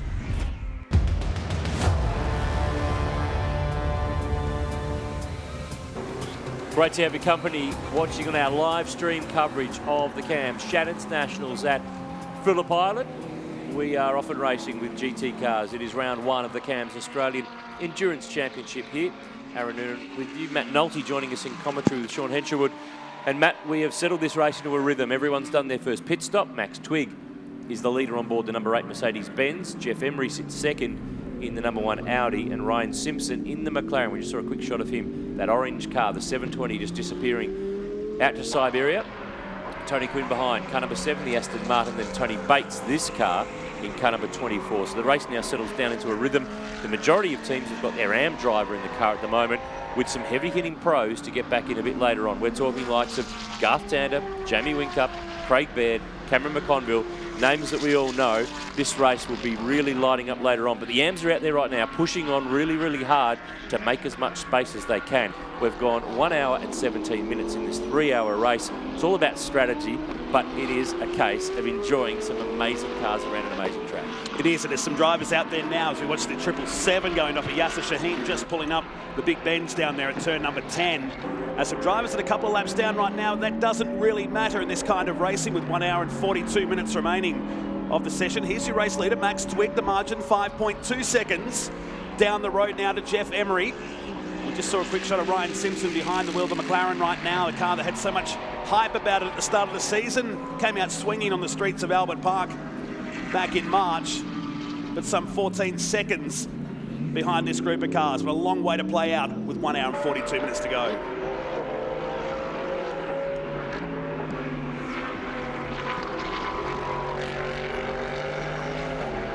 Max Twigg certainly doing everything he needs to do at this stage to go back-to-back in the Australian Endurance Championship. Of course, he and Tony D'Alberto were the outright winners of the 3 rounds last year. They took a win, they were consistent. Max said to me on Thursday it was about being on the podium, about being consistent. But whilst AMG have won the last 2 Australian Endurance Championship titles, Matt, it's interesting that Audi have been the standouts. They're the ones that have won here at Phillip Island, but they haven't been able to translate that into championship victory. Go back 3 years, it was McLaren, that fantastic 1-2 finish between Nathan Morecambe and Shane Van Gisbergen. It was about 0.2 of a second after 3 hours. That race was fantastic. Morecambe and Denyer went on to win the Endurance Championship that year, so it's been McLaren, Mercedes, but Audi, this could be their year.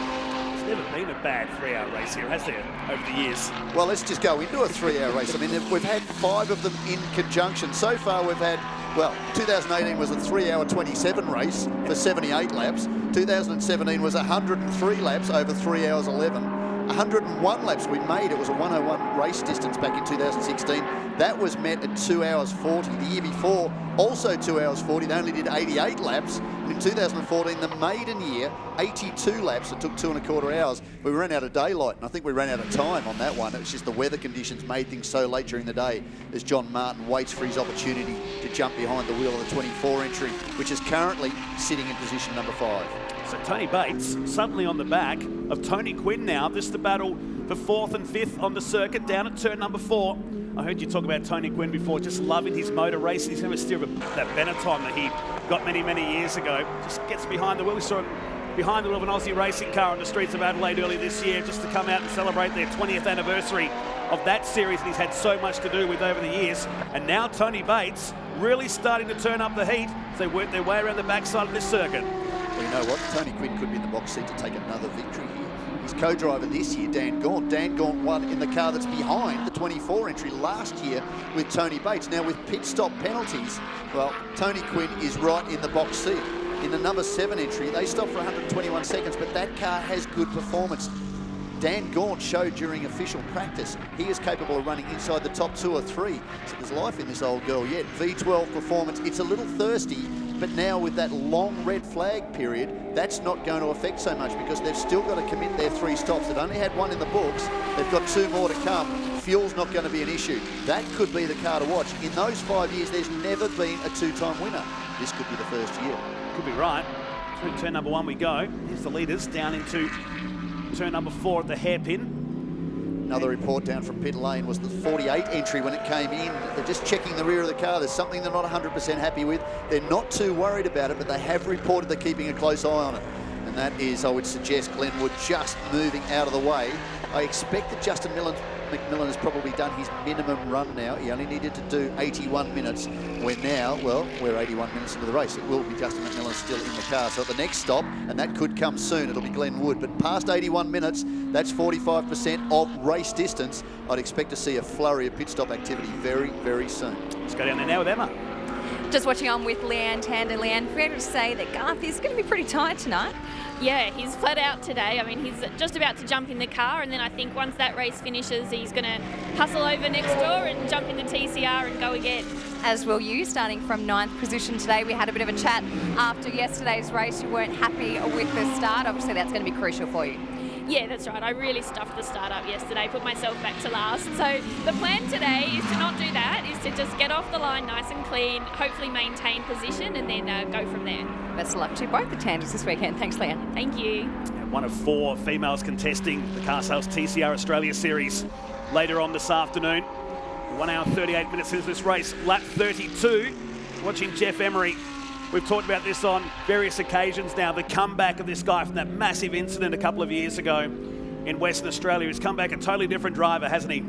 How about the lights flashing on his old mate Max Twig? Hey, Maxie, I'm here. What was that? Uh-oh. No, these guys have great camaraderie and they drive very, very well together. Jeff Emery and Garth Tander have been a great team in the last couple of years. Of course, we saw them take victory in the last round of the Endurance Championship last year in New Zealand. Unfortunately, that didn't give them the Endurance Championship title, but it did give Jeff Emery back-to-back Australian GT Championship wins. Of course, the man who owns Hampton Park, well, he's on track. That is Tony Quinn. The pit stop cycles have started. Max Twig is in the lane now. Tony Quinn is also down in the lane with 1 hour and 35 minutes to go. This puts Ryan Simpson into the lead on the track. Or that number 59 McLaren. We kind of predicted this might happen. Now we're talking about Yasser Shahin. He's a passionate competitor. He loves his racing. He brought Jamie Whincup in this weekend so he could learn from Jamie. He's raced alongside SVGs, raced alongside some of the best drivers in the country, but he wanted to see what Jamie was like and what he could take away from it. He spent a lot of time sitting down there on the grid with the rest of the field during that red flag incident. I wondered whether, for value for money, he'd like to just go and get some more miles in the car himself and then apply what he's learned from Jamie. No, he's a racer. He's come straight in, the first opportunity he could get. So too for Jeff Emery, so too for Tony Quinn to hand over to the pro driver and let them go for their full quota of laps. This is going to be really interesting. Digital countdown, or count up screen in this case at the top there, just showing how long the car's been in the pit lane for right now. It's been an addition to the series. It's been there for a few years right now. You see a lot in the World Championship scene. Tony Quinn, change of tyres here on the Local Legends entry, was running in 4th position on track. Try not to hook the mechanic's head, changing tyres down here in pit lane.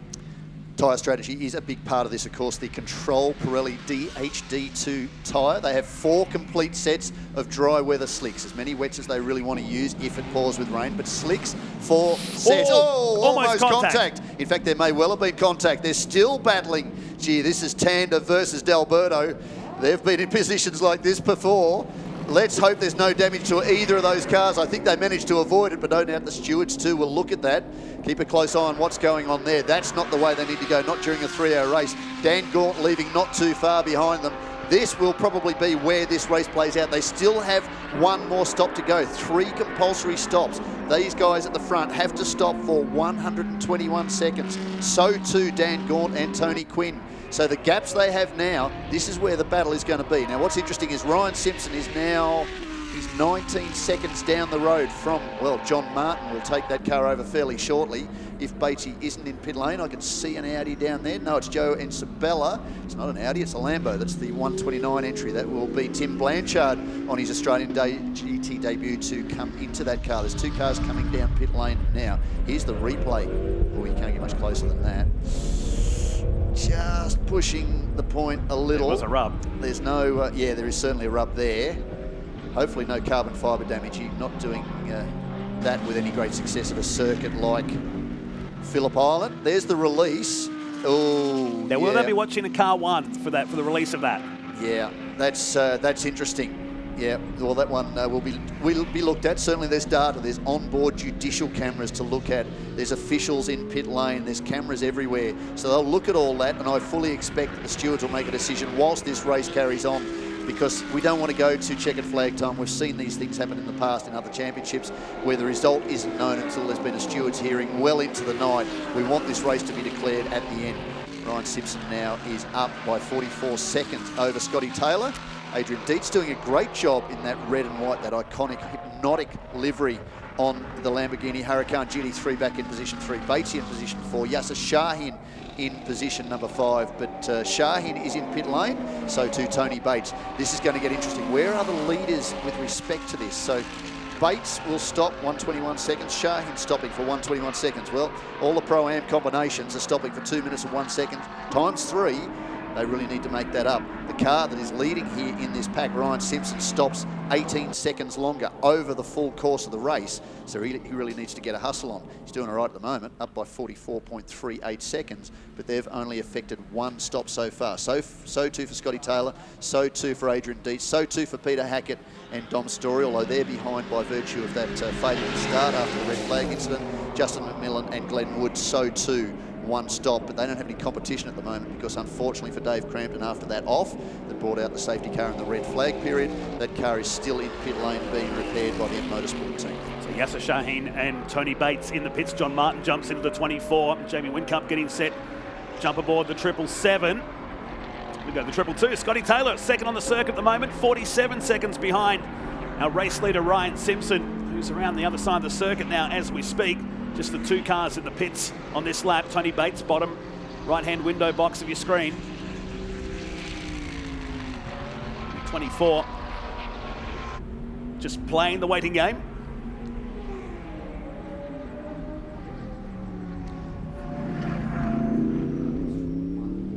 This puts Gaunt up into 6th position now. Bates still waits. He's now released. Same two for Whincup. So Martin jumps into the 24. And out comes Whincup now behind the wheel. These guys will rejoin. And the race continues on.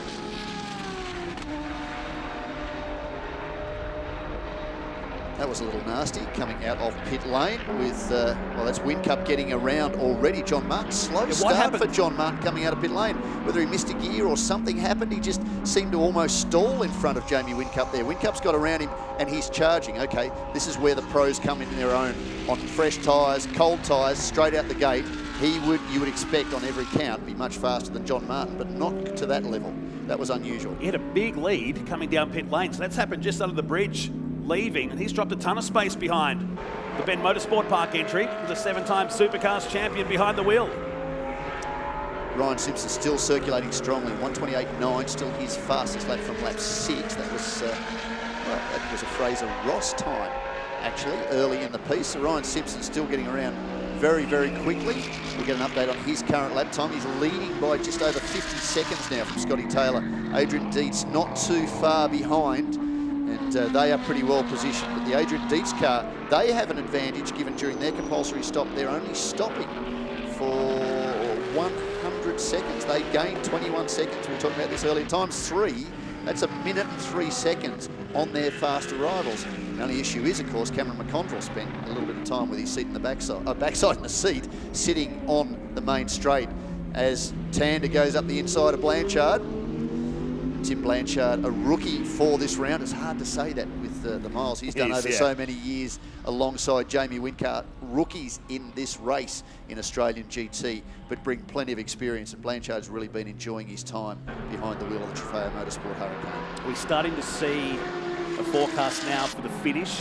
Is this staying like the template we'll see for the final 30 minutes? It's starting to spread out, it's starting to settle into play. What will be interesting is once the top 3 have affected their next stop, we will start to see. But of course, Scotty Taylor's still got a little bit more time behind the wheel of the car. He's probably got another 20-odd minutes or so before Craig Baird can get in, whereas the other pro drivers are back in behind the wheel.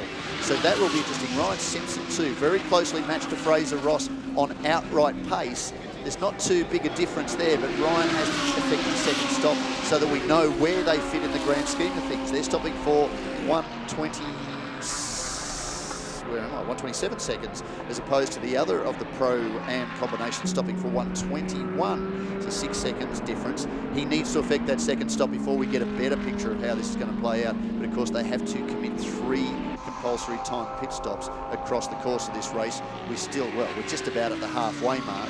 They've got a couple more in the instance of the 59 Racing entry, but for the other teams, there's one less on board here. There is the live telemetry from the Trofeo Motorsport entry, the number 129 Lamborghini Huracan GT3. Ooh, that didn't sound good going down the main straight. That was that Bart Moore, or is Nick Kelly back in that entry? Well, Nick Kelly's in the trophy, well, it's trophy class, but of course they're racing for outright honours here this weekend. There isn't a trophy series. There's no Trophy Series points up for this weekend. No, it's stopped down at Southern Loop, where it's certainly dropped off a lot of power. So there may be a bigger issue for Nick Kelly. That's not what we want to see for the reigning Trophy Series champion. Frustrating. And how solid was Bart Moore during the opening stanza of this race? Very, very quick. So a little bit of disappointment for them.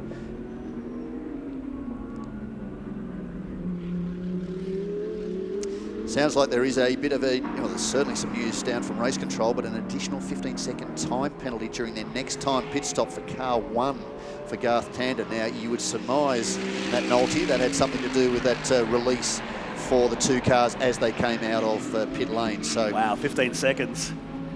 Well, they can fight back. We don't know. There won't be another safety car intervention. No, that's true. Yet. And the weather's closing in just a little bit. We still have an hour and a half to go in this race. Anything can happen, and that's part of the beauty of endurance racing and certainly the beauty of GT3 competition. We see it worldwide. It's no different here in Australia. We saw it in qualifying. We had 11 cars within a second. I mean, the fields are very, very close. It's very hard to predict what's going on, and with the way the compulsory pit stops work and the additional time penalties for the success ballast for each of the drivers and the starting positions, there's a lot of numbers to calculate during these pit stops. It's not until that final stanza of the race, all three pit stops are out of the way and they're firing towards the closing stages, we'll have any real picture of the way this race is going to play out. But at the moment, could you pick a clear favourite? Ryan Simpson and Fraser Ross have certainly been very good, but at the moment, yes, he's in front, he's leading, they're still punching out very quick laps, but are they really opening up a big enough lead to lose their rivals? We'll soon see. 58 seconds from Simpson to Taylor at the moment on the circuit. Only two cars in the lead lap, but that'll change soon with Dietz third. Garth Tander now behind the wheel of the Jeff Emery car. He runs in fourth. Tony D'Alberto is next. Dan Gaunt behind the wheel of the 7 now. Some intense eyes down here at Scott Taylor Motorsport.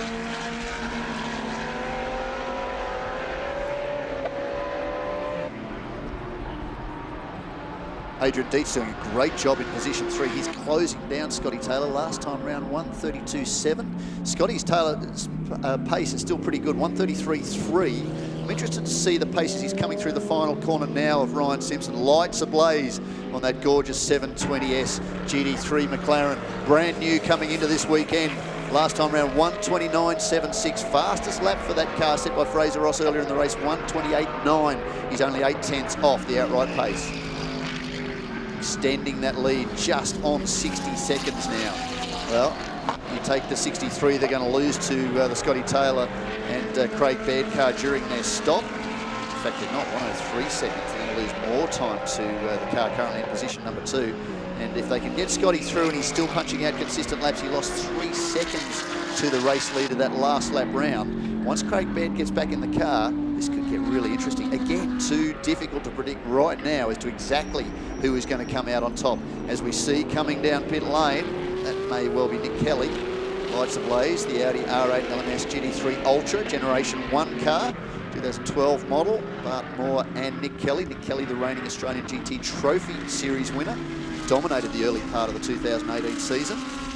Scotty's just being taken by the number 1 entry of Garth Tander. So Tander moves through now to not just position 3, but now to position 2.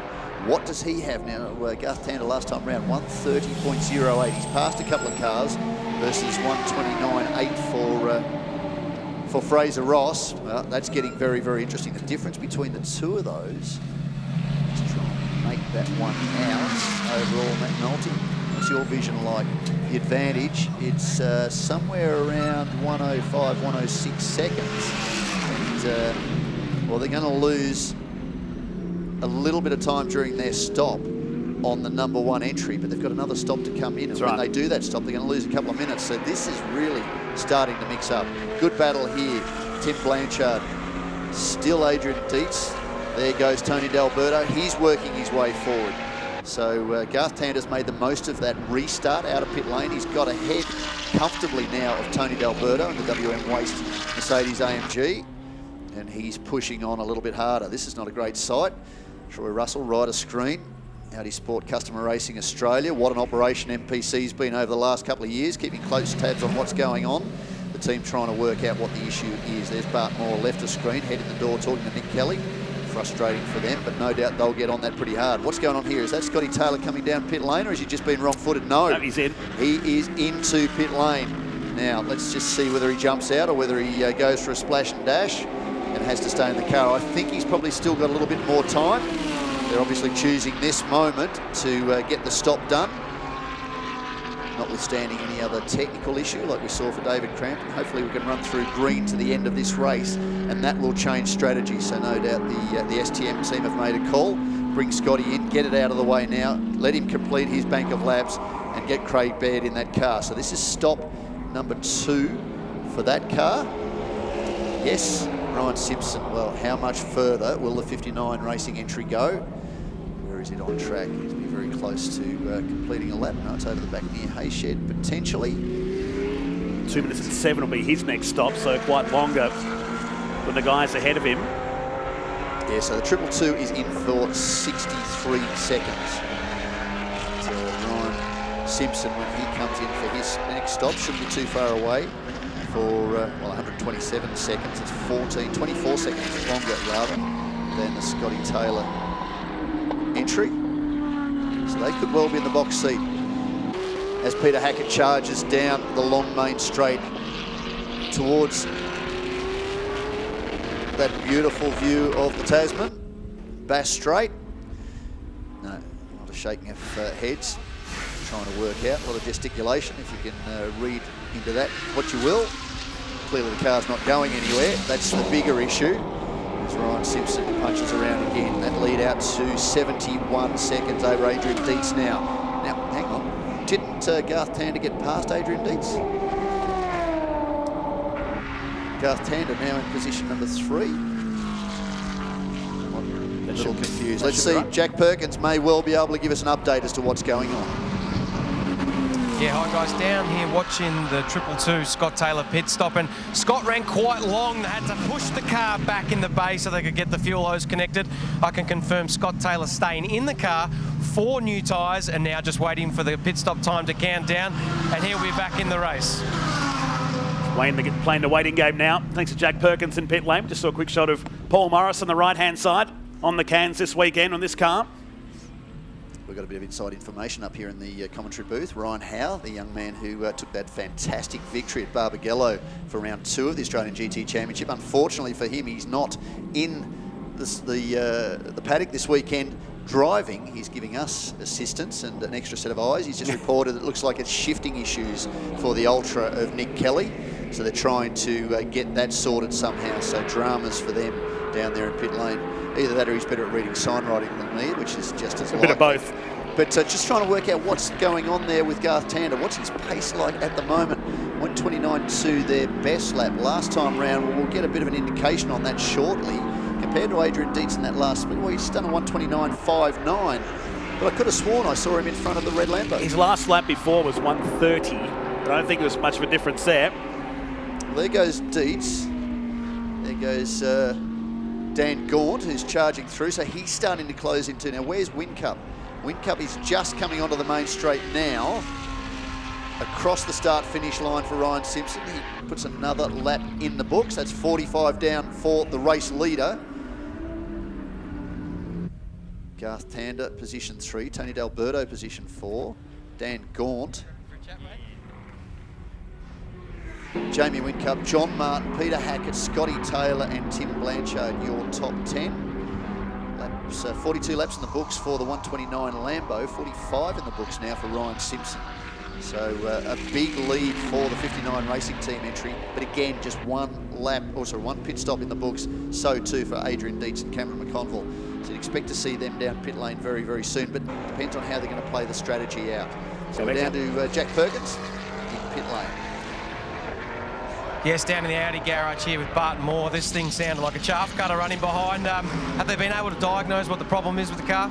No, not sure. We think it's on the left side of the V10 bank, so a miss. It could be sort of a coil injector type of an issue, which really surprises us because these Audis are so known for their reliability. We haven't had a problem with this car all year. We're running really well with the oldest GT3 car out there, running sort of 7th and 8th and looking good, so it's really stopped us. It's a shame for Nick. He was travelling on quite well, and you did a great first stint as well. Yeah, we're looking good, but, you know, Jack, these things happen, so hopefully we'll try to fix it and get back out there, but really we're out of position. Hopefully they can diagnose and get a few points on the board. Yeah, thanks, mate. Huge amount of experience, wasn't there, for Barton Moore back in the open wheel days. We've got Hackett now in the pits. So too Ryan Simpson. I can see him just coming down the pit entry. So this will get interesting. What can they do here? 127 seconds stationary from pit entry to pit exit. This is, well, it's not stationary pit entry to pit exit, but this is going to make it very, very interesting. Where will this car come out? Because the advantage coming into pit lane was about 1 minute 17, 1 minute 22 over Adrian Dietz. So this is going to mix things up very, very well. Peter Hackett and Dan Gaunt in pit lane as well. as you rightly pointed out, there they are on screen. So who is really charging at the moment? The second place car is on the way to the circuit now, around through turn 7. Still very quick laps for Garth Tander, so no real issue there. They have a good advantage over Tony D'Alberto. Dan Gaunt a little bit further back. Jamie Whincup probably further back again, but they will see how they play that one out. Again, more pit stops to come. One more round of stops for just about every car. It's the Adrian Dietz Cameron McConville car now that needs to commit its next stop in order to just balance things out a little bit. Lights flashing for Tony D'Alberto as he ranges up on the rear of Tim Blanchard. Tony D'Alberto position 4, Tim Blanchard back in position number 9. Glenn Wood behind the wheel of the 48 entry of former race leader Justin McMillan. They're in position 12, outright of course Nick Kelly. We just heard from Barton Morey's co-driver, still in pit lane, and unfortunately for David Crampton and for Trent Harrison. And frustratingly for Trent Harrison, he doesn't get to do any laps. He wasn't here Thursday or Friday. He misses this one, but we're back down into pit lane with Jack Perkins. Yes, we just saw the Mercedes do a pit stop there, and interesting to see Will Brown part of it, mate. What are you doing all dressed up in your suit down here? Yeah, I know, things I do for a Super 2 drive. No, just doing the fiery for, they didn't have enough people, so pretty cool, yeah. So he's racing TCR later on, did a great job yesterday, got on the podium. Today he's down with his Super 2 team, Eggleston Motorsport, all suited up and being a fire marshal. It's the first time you played a part in a pit stop when you're not a driver? Yeah, it definitely is, and I hope nothing goes wrong because I have no idea what I'm doing, so yeah, hopefully it doesn't. And all looking good for this afternoon's TCR races? Yeah, definitely. We had good pace yesterday, just the driver stuffed up, so ran out of talent, so I'll have another crack today. Go well, mate. Thanks, mate. Thank you. Down in TCR land, just watching on with Alexandra Whitley, and I know that you absolutely love these cars. Perhaps we can convince you to do double duties at the bend. Yeah, I'd absolutely love to. You know, it would set me up really well and I'd get a good chance to learn the track. I've driven a GT3 before, but nothing like these. They're very impressive, super fast, so one day I'll move up into that class. Hey, well done, because you're just progressing each race for TCR. You've got a race coming up later on this afternoon. Starting from 11th, how are you feeling? Yeah, I'm really looking forward to the race. It's great to be starting a bit further up. And the goal for us and for me was just to improve every time we go out on track, and we've done that. So we're hoping to mix it a bit more door to door this time around. Best of luck. Thank you. Alexandra Whitley with Eminata Francesco down in the pits. One of 4 females in the TCR field this weekend. We rejoin the live action down here at the Southern Loop. Car 6 is our race leader, Adrian Dietz, out to 68 seconds now to second place. The pit stop cycle continues here. 1 hour and 13 minutes remaining. The Australian Endurance Championship round here today at Phillip Island.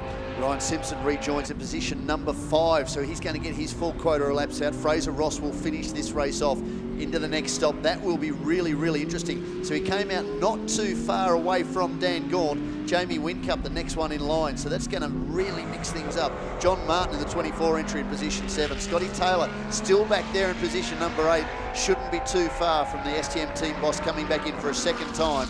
Hand over to Craig Baird. Baird will be set to go, I would imagine. That should be stop number 3 by that stage. Yes, for that team.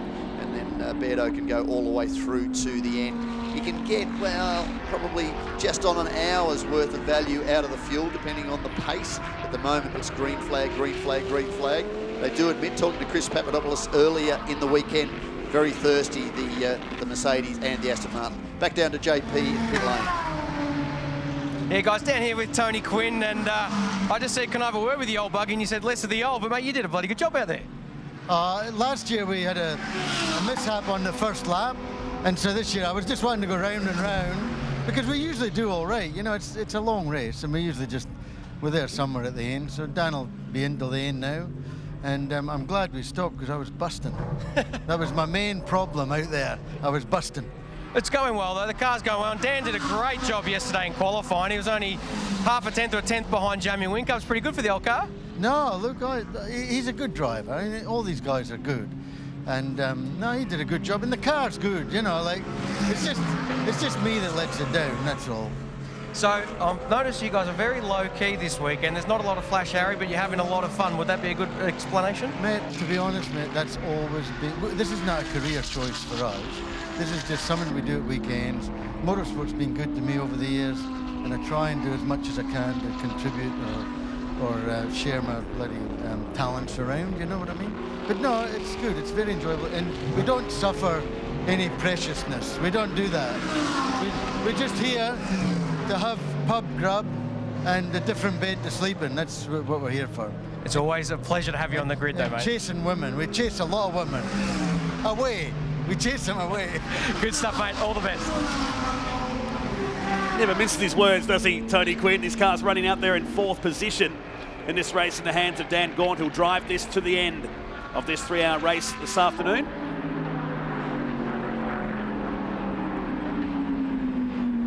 That's the Kelly car we've just seen leave pit lane, and it's just stopped underneath the bridge. It's pulled to the left-hand side. It's on the MotoGP pit road exit here, and it's just trying. What if this is electrical now? It looks like it could be, and Barton Moore was suggesting that might have been the problem. They thought they'd fixed it. He came out of pit lane, he rolled out and just disappeared under the bridge in front of the control position here, and that was it. Here's Jamie Whincup all over the back of Adrian Dietz now. This, though, is to, well, effectively unlap himself, unless Adrian has dropped back on this lap, but he shouldn't have done. Garth Tander shown is in position 2. Garth Tander a minute behind. So that is Jamie Whincup, position 6, 10 seconds back from Ryan Simpson, who was leading up to his second stop. There is Adrian Dietz sharing the car with Cameron McConville, that iconic red and white livery, the BASF livery from the good old days, the M1 BMWs. Very hypnotic. It was black and white last year, red and white this year. You can't miss it. Just don't look at it for too long. No, that tends to mess things up. Maybe that's part of the strategy of that team, just to put their rivals off. There is Jamie Whincup diving down to MG over the top of Lukey. And things are starting to spread out a little bit, but still we have one more stop to go. The pace is still pretty good. A number of teams still punching out laps in the mid to low 130s, into the high 129s. And that's where the pace has been for much of this race as Ryan Simpson fires down to Southern Loop. Just finishing a lap there in 129.47. Some 1 minute 18 behind our race leader. Through Southern Loop he goes. This car continues to motor on. We saw its debut on the streets of Albert Park earlier this year at the Melbourne Grand Prix, and earlier Jack Perkins caught up with Fraser Ross. One of the best looking cars in the Australian GT field this weekend is the brand new McLaren 720S GT3. And Fraser Ross, you're the one that gets to drive this around this awesome track, mate. How is it? Oh, mate, it's good. How lucky am I to race the new McLaren here at Phillip Island, one of the best tracks in Australia for a GT3 car especially. So far so good. The car is unbelievable to drive around here. This car certainly suits this circuit, so we're really enjoying it. So tell us about the differences from the 650, the previous model, to this brand new. This is only brand new this year, isn't it? Yeah, this is brand spanker. So we debuted the car at the Grand Prix, had a nice little run there. But the biggest difference is the balance of the car. It's much more stable in the high speed. It doesn't want to kill us in the high speed stuff anymore, but it's also got the nice low speed. The understeer is gone from the other car. So it's a really nice package McLaren's put together. We're still learning the car, obviously, and McLaren support us a lot with their engineering support, so we're all on a big steep learning curve. So you did win on debut at the Grand Prix early in the year. It's been cool to get the first world win for this machine. Yeah, it's pretty amazing, and the support from McLaren and the recognition was great. I got an email from all the guys from the UK, and was really good. So nice to have sort of my name sort of etched in McLaren history, if you like. It was really, really cool. And having the papaya orange, mate, that looks fantastic. Was that part of the order request? Yeah, of course. I've got a commercial relationship with McLaren, with the 8 agency, so we want to just make sure everything comes together and just show the strength of McLaren support. So a lot of conversations about this colour orange and how close we could get it to the papaya orange, but as I say, believe in papaya. So this is the first endurance race for the car. It's a bit of an unknown, isn't it? Reliability, fuel tanks, all that sort of stuff. Yeah, it is. As I said, this is the longest race the car's done to date tomorrow. So we go not knowing a lot too much, to be honest, about the full fuel load and the tyres and whatnot, but look, we've got the guys around us to support us, 59 racing guys, the McLaren customer engineers are here, so we'll make it happen. Car looks fantastic. We wish you all the best. Thanks, mate. Appreciate it. Thank you. He's doing a solid job out there right now in the hands of Ryan Simpson, who dominated the Kumo series a few seasons ago right now as he picks his way through the lap traffic. Garth Tander goes up into the lead spot now as Adrian Dietz comes into pit lane. Well, that's affecting their second stop, which starts again to make things more interesting. Is he getting out of the car? No, because Cameron McConville started the car, lost all that time during that 30-odd minute stop, the red flag stoppage. The Tim Blanchard car looks like it's coming down pit lane as well. Now, they're having a bit of an issue with radio and being able to communicate with the car, so that could be an issue they're going to try and fix. They have to effect 3 compulsory timed pit stops, it's a mouthful, during this race. Some of the drivers stopping for 2 minutes, 1 second. That's a Garth Tander, Jeff Emery, a Yasser Shahin, Jamie Whincup. The Pro-Am combinations, it's a long stop. The 1:27 stop for the 59 entry is the longest stop. But a lot of people, regardless of that, still tipped that 59 racing entry, the 720S McLaren, we're talking to Fraser Ross about it, could be the star of the show today. And certainly Ryan Simpson still punching out some very, very stellar laps and charging hard. Position 4 at the moment in this race. Next time he's in, you'd expect to see Fraser Ross jump behind the wheel, because that will be stop number 3 for them. At the moment, everybody's got a minimum of 2 stops in the books. We need to effect 1 more with 65 minutes of this race still to come. 15 seconds still to go on car number 1 at their next pit stop for the contact of the last round of pit stops. We also got Tim Blanchard in the pits, sharing with Joe and Isabella. They're in 9th position, but about to drop a couple of more positions. Watching the 33 on the circuit now. Luke Yilden heading down the Gardner Straight. Garth Tander's lead, 15 seconds. Back to Tony D'Alberto. How's Luke Yilden? His old mate Tony D'Alberto. He's tucked up right under the rear wing, takes a dive down the inside to turn 1. Oh, that was nice. They're still racing, and this is what we love about Australian GT and GT3 competition. It's so good, it's so fast.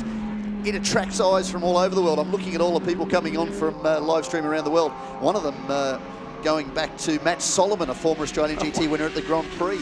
It's great to see so many eyes on this sport, because it is fantastic racing. We saw that in qualifying. It really is going to be a top hour into the last leg of this 3-hour race.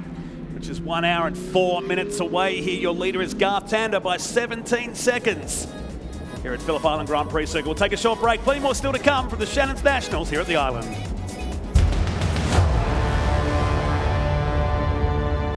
When I was a kid, I loved cars. I've been a motoring enthusiast all my life. My life is hot rods, designing them, building them and racing. Hand-built with a stainless steel roof. I've won the Monte Carlo Rally 4 times. Like Dad, I've always been a Ford man. In '71, this was the fastest 4-door car in the world. Insurance? Shannons, of course.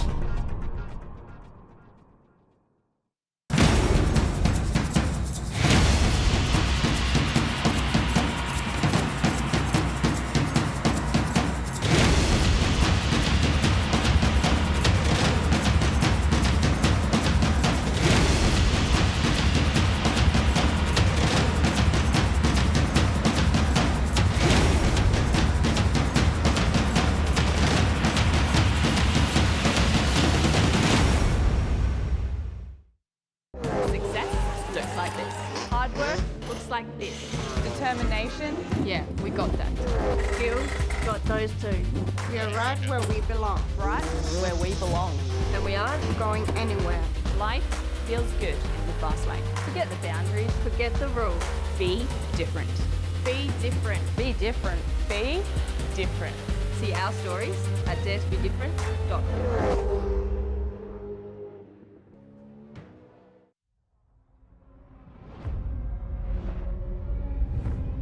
Every day, 3,500 lives are lost on roads around the world. Driving can be dangerous, but there are simple rules we can follow that will make our roads safer and save lives. Slow down for kids. Don't text and drive. Always pay attention. Obey the speed limits. Stop when you're tired. Never drink and drive. Check your tires. Rules keep us alive. Your life is in your hands. Respect the rules. Are you a motoring enthusiast? Shannons are giving you the chance to win a trip to the greatest spectacle in racing, the Indy 500. Kick off in New York, then drive from Chicago to the Indianapolis 500 and Nashville in a Lincoln Continental. Visit some of America's unique automotive museums and collections, with up to $5,000 spending money for eligible Shannons Club members. Plus, win a new Indian Scout motorcycle. To enter, get a quote on your special car, spouse's car, daily drive, your bike or home. Take out a new policy for even more chances of winning. Call Shannons on 1346. Stay in the moment, they say. But you're 4 steps ahead. Executing plans you've rehearsed countless times before. and moving on to the next thing. Because if you think you're done, you've only just begun. At Michelin, we never stop thinking about our next move. Or yours.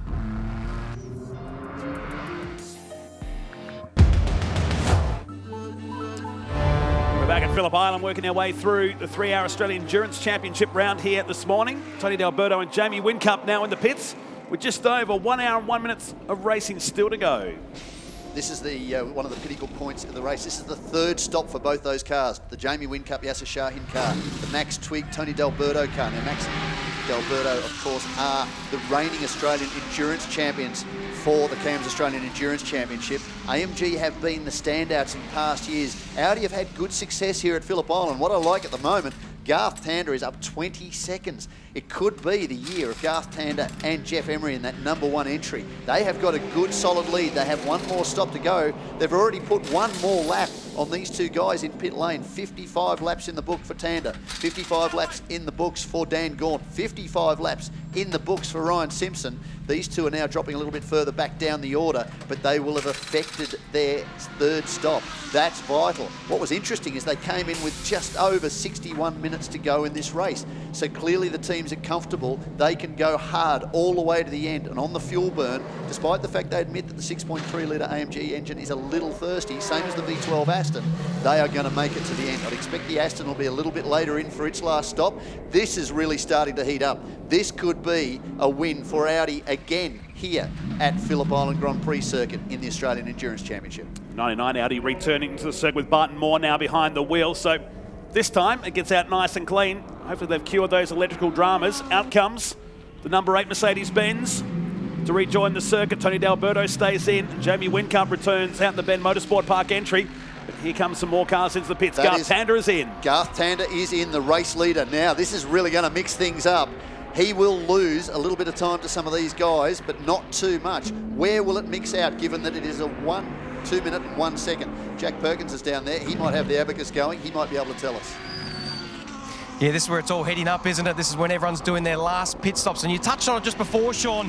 They say the Mercedes can do 1 hour on fuel, and Jamie Whincup came in with 1 hour and 1 minute. So that car will be running on petrol fumes by the end of the race. So that will be very interesting to watch it unfold. And Garth here with an extra lap up his sleeve. It sets up for a scintillating finish to the race. Puts Dan Gaunt into the lead now, thanks to Jack Perkins down in pit lane. Simpson to second. And now, remember, this car has got an additional 15 seconds. Yeah, it's all going to be very, very interesting the way all of this plays out. Still relies on driver ability, extracting the most out of the car, the way the engineers have set up, the way the tyre strategies work. Remember, 4 sets of control tyres from the start of 2 20-minute sessions for qualifying, plus a 3-hour race. You can get a good solid hour flogging these tyres to death, and they will go the distance, but they are at their peak early in the piece. So drivers like Jamie Whincup and Yasser Shahin, Whincup did 1 solitary lap of qualifying, 1 flying lap, a warm-up, a flyer, and put it back into pit lane so that they can use the same set for Yasser Shahin.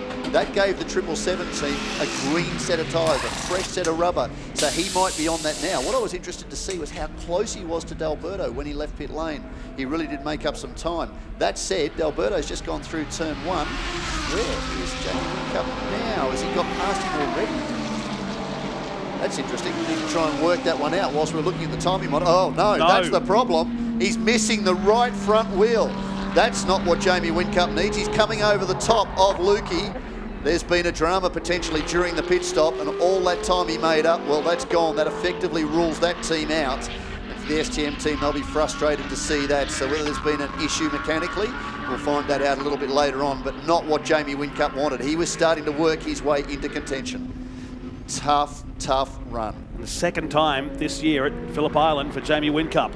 A wheel has come loose on a race car. He limps back into pit lane and now has his work really cut out in the closing stages. We're inside the final hour now, 57 minutes remaining.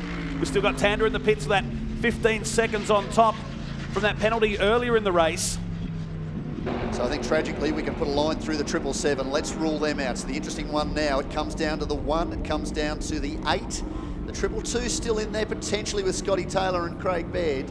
But now Ryan Simpson, of course, still out there in the 59. That's the one that many collared early in this race weekend. Was going to be interesting. Back down to pit lane and Jack Perkins.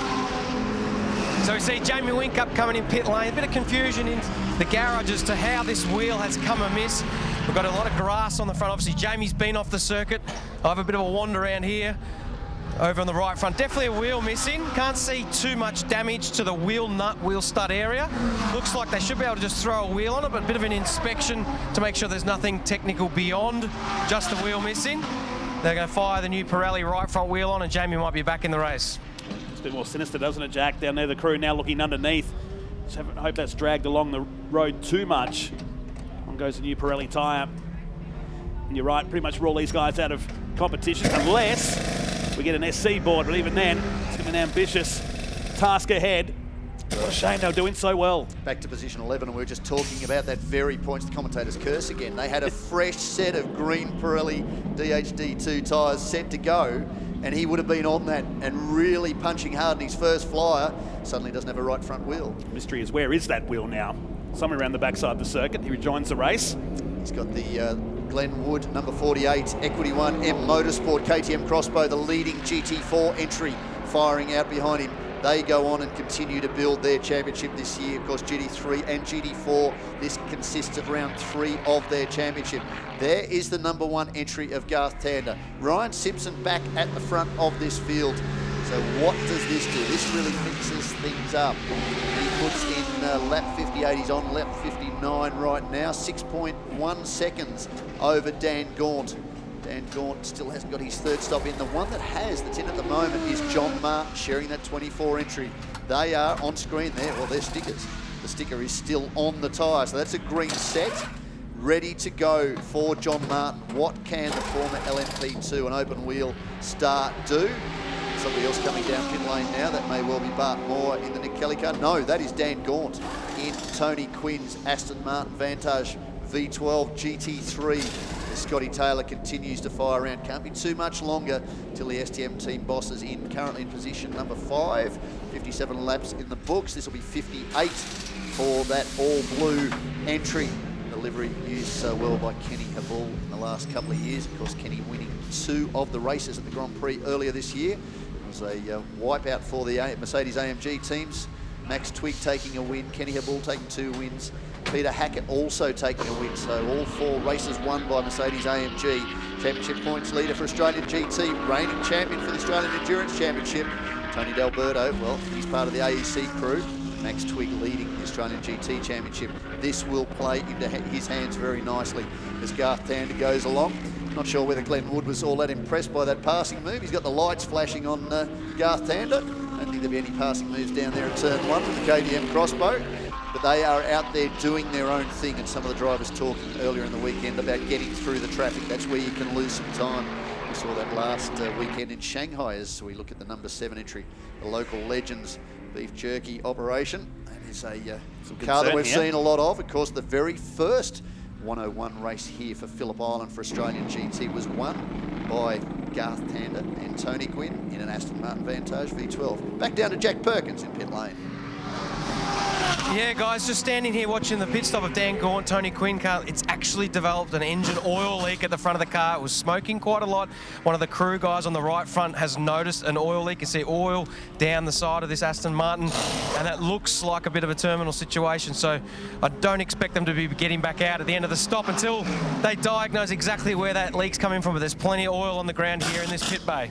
Starting to see the big names drop, aren't we, in the closing hour of this race? We're getting the texture out. We need a Mark Larkham whiteboard and a bit of arithmetic and a couple of calculations to work out what's going on at the moment. But certainly by being in pit lane and that wheel issue for Whincup, that does effectively rule them out of contention. What does that do, though, for somebody like Peter Hackett, currently in position number 8? 58 laps in the book. He's a couple back. Ryan Simpson still has that extra stop to do. So too Adrian Dedice and Cameron McConville. So too for Scotty Taylor and Craig Baird, who are now in position 3 in this race. Garth Tander, I still think, looks pretty good as he holds on to position number 4.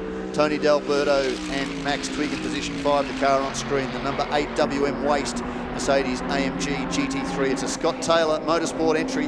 That was the car that Jamie Whincup's SVG and Craig Lowndes used the Bathurst 12 Hour in Vodafone livery earlier this year. Dan Gaunt drops back to position 6, but as you heard from Jack Perkins, that might be the end, unfortunately, for the mighty V12 Aston. Now solidly inside the top 5 there for a long time. Here is your race leader, Ryan Simpson.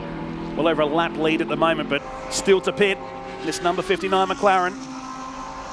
He's working his way down past Bath Straight. Keep a close eye on the John Martin, Tony Bates entry. He's on his first flyer now. He's come out of pit lane. They've put their 3 pit stops into the books.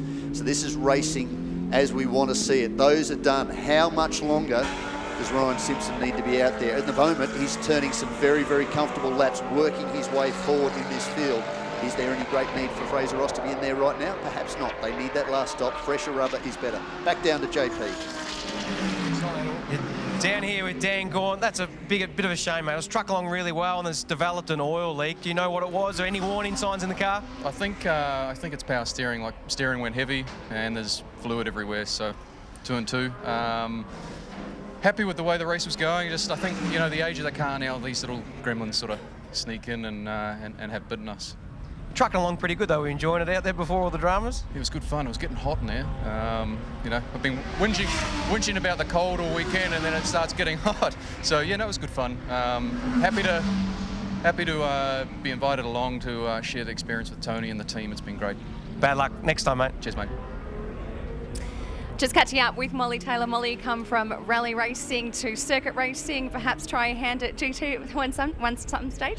Sure, why not? I mean, everything is new here. Obviously, second TCR race and first double at circuit racing. So, but yeah, love watching these cars, and they're absolutely insane. So I think that'd be a lot of fun to drive. A lot of carnage in that TCR race yesterday. You got one coming up very shortly, with 2 coming up today. A DNF. How do you refocus for today?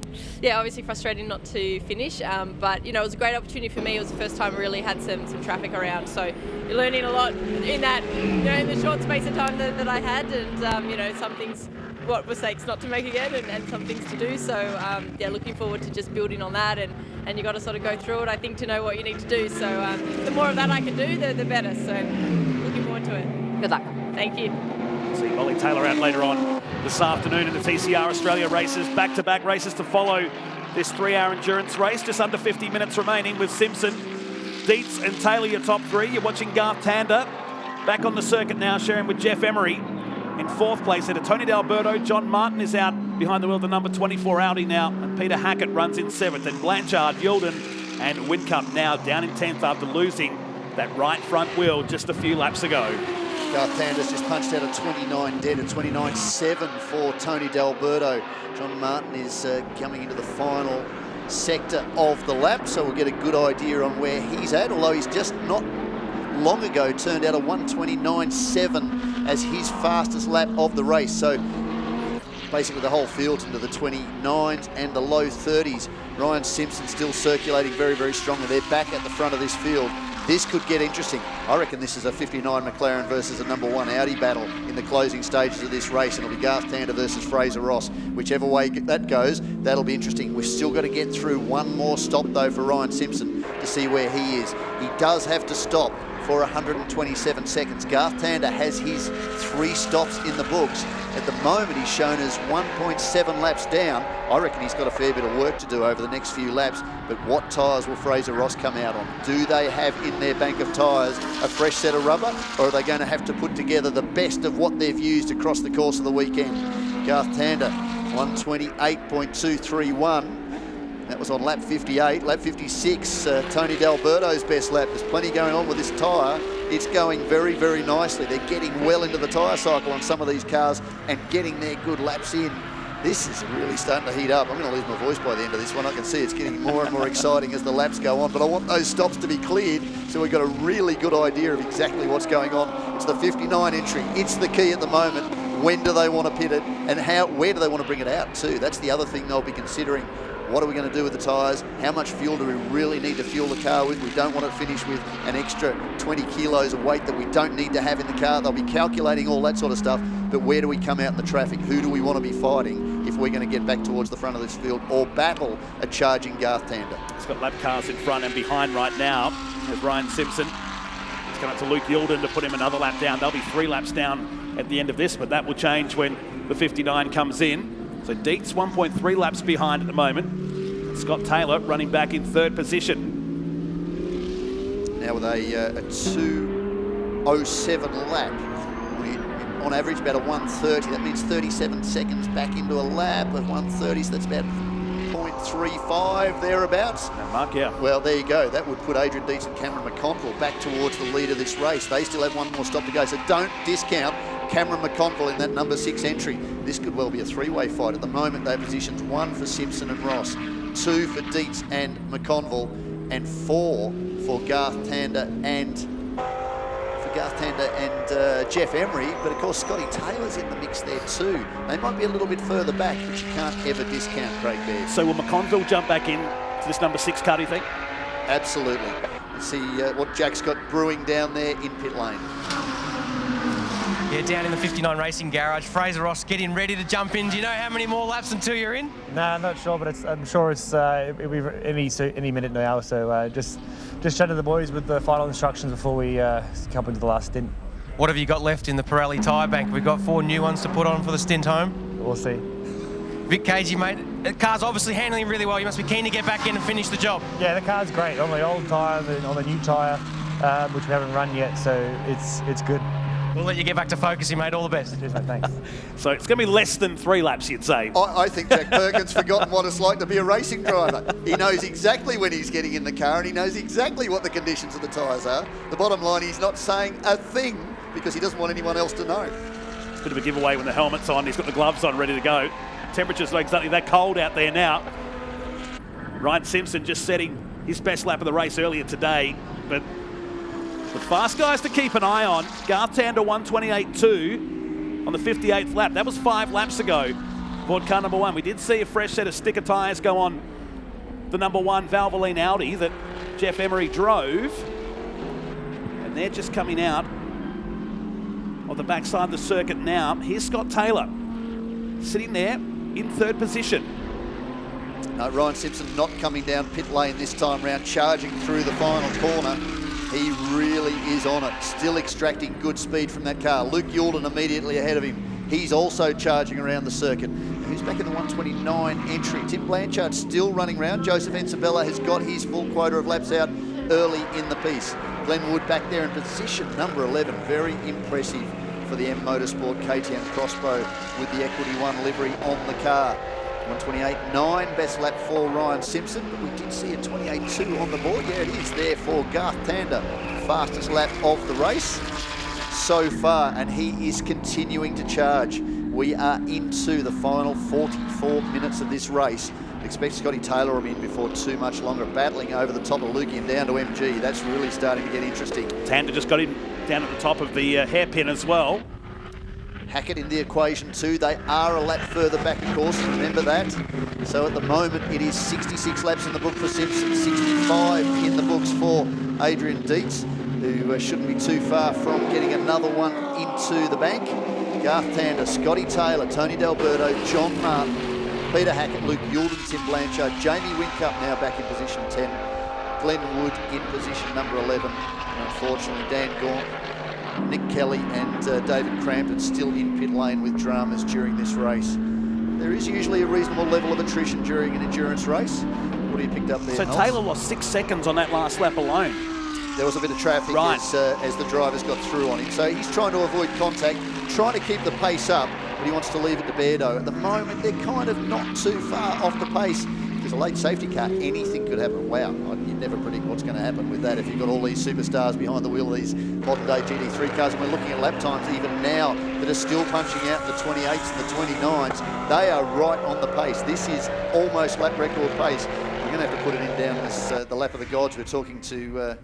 as we look to, well, there is Beardo. We're looking at the back of him there. The lap of Jack LeBrock back in 2013. The race lap was impressive, and it looks like that one is going to stick with us for a little bit longer to come. It's going to get into the lap of the gods as well. 127.15.05 in the Erebus Motorsport SLS AMG GT3. So Jack, if you're watching on, you probably are. You keep it again. You've still got that trophy. You are still the quickest man in a GT3 car around this circuit. It stays for another year. But but I don't think it's going to last too much longer. Not the pace of Ryan Simpson and Fraser Ross. And certainly Garth Tander is absolutely charging 128.23 as they get towards the closing stanza of this race. It's starting to heat up. Scotty Taylor looks like he's just come in pit entry. See a blue car just across the top of the pit building. There it is. That stunning blue livery, the Sun Energy 1 livery of Kenny Habul. Scott Taylor Motorsport, the team boss, is in. Now he's wiggling the wheel as he came into pit lane. Hopefully that's not a sign that he may have run out of juice. Certainly he's done a good solid run. He's got his 45% in the books, and it'll be over to Craig Baird now to charge through the closing stages of this race. So Beto about to jump in for the final stint. Tander has taken 8 seconds out of Dietz in the past 2 laps alone. He's 15 seconds behind the number 6 Lamborghini now, while Ryan Simpson comes into the pits as well. Oh, this is on. Here we go. This is the race. Things are going to get very, very interesting as of now. Once that McLaren affects that stop, puts Fraser Ross behind the wheel, it's going to be game on over these closing stages, and Tander needs to keep pushing, but his rubber's not going to be anywhere near as fresh or as flash as the rubber I'd expect to go onto the 59 racing entry. This is game on, Nolts. It's going to be a very interesting final 40 minutes of this race. It's 127 seconds for these guys in this stop. This will should put Dietz back into the lead here. Tyres going on to the 222. Craig Baird jumping behind the wheel. Head back down to pit lane with Jack Perkins. Yeah, just watching this 59 racing pit stop unfold. Cameron McConville, Dietz car coming in as well. But there's 4 new tyres, 4 brand new tyres going on the McLaren for the run home to the finish. So this will be an exciting finish, boys. We've waited for this moment, haven't we? 40 minutes to go. The 59 McLaren in, tyres done. Just wait for the right rear to be bolted on.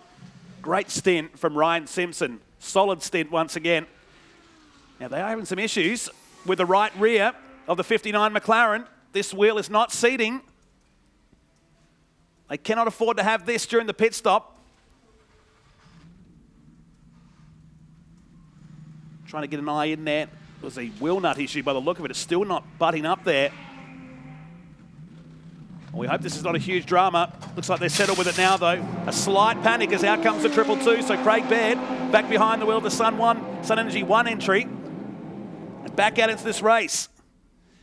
Beto's going to have some pretty hard laps ahead of him. He's going to really need to push. They tried the strategy play with putting him in the car to start the race. 30 minutes under red flag conditions really set them back. That made it really, really difficult. He's going to go out. He's going to have to charge. What does Fraser Ross have? They had a 127-second stop. Will they have lost anything in that tyre change? See a lot of steam or something coming out of one of the garages down there. Let's hope that's not from the GT3 garage area. Doesn't seem to be. There's now Adrian Dietz is in. This is the next one in. This is game on well and truly. Cameron McConville, what will he be able to do? Ooh, had to move back the McLaren just a little bit to get around the rear of the Dietz Lamborghini as now Fraser Ross comes down pit lane. So he'll come out behind the 8 of Tony D'Alberto, just crossed the finish line now. Now the 59 McLaren heads onto the circuit. Well, Garth Tander in the number 1 Audi leading this race alongside Jeff Emery. Now the number 1 entry down at Honda, just tipping into the apex now. Immediately behind him is Jamie Whincup in that 777 entry he shares with Yasser Shaheen. They were in the mix too. They lost that opportunity. A little bit of smoke out of the back of the Lambo. It has left pit lane with Cameron McConville. May have been a little bit of wheel spin. Nothing too dreadful about that. He's just about to leave pit exit now. Well, this looks very much like Garth Tander. Tony D'Alberto in position number 2, 17 seconds back. Those great laps Tander punched out early in the piece have really worked in his favour, but he has 37.5 minutes to go in this race. How fresh are the tyres on that McLaren? It is still very, very fast. Is Fraser Ross up to this task? There'll be a little bit of tyre degradation. Shouldn't be too much of an issue with making the distance on fuel.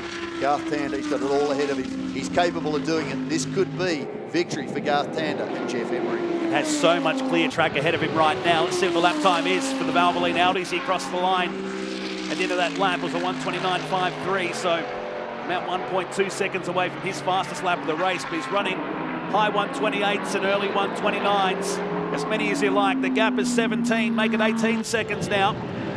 Back to Tony D'Alberto as he crossed the line now.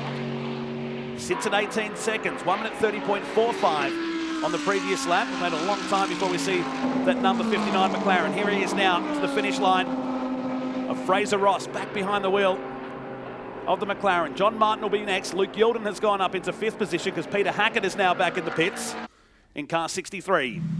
Garth Tander well on his way to becoming the first two-time winner in this endurance classic at Phillip Island Grand Prix circuit with Australian GT, the Australian Endurance Championship.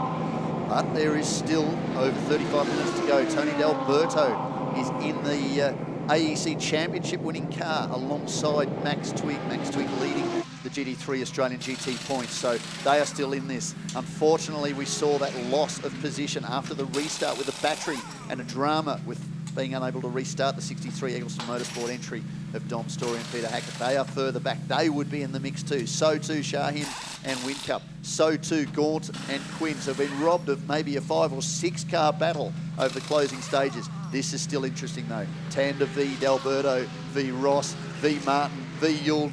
And unfortunately for McConnell, he seems to have dropped back a little bit further now. They may well be out of this equation. So 70 laps for Tander, 69 for D'Alberto, 69 for Ross, 69 for Martin, but they will loop round onto the lead lap before too much longer. Tony D'Alberto just about to cross the start-finish line right about now.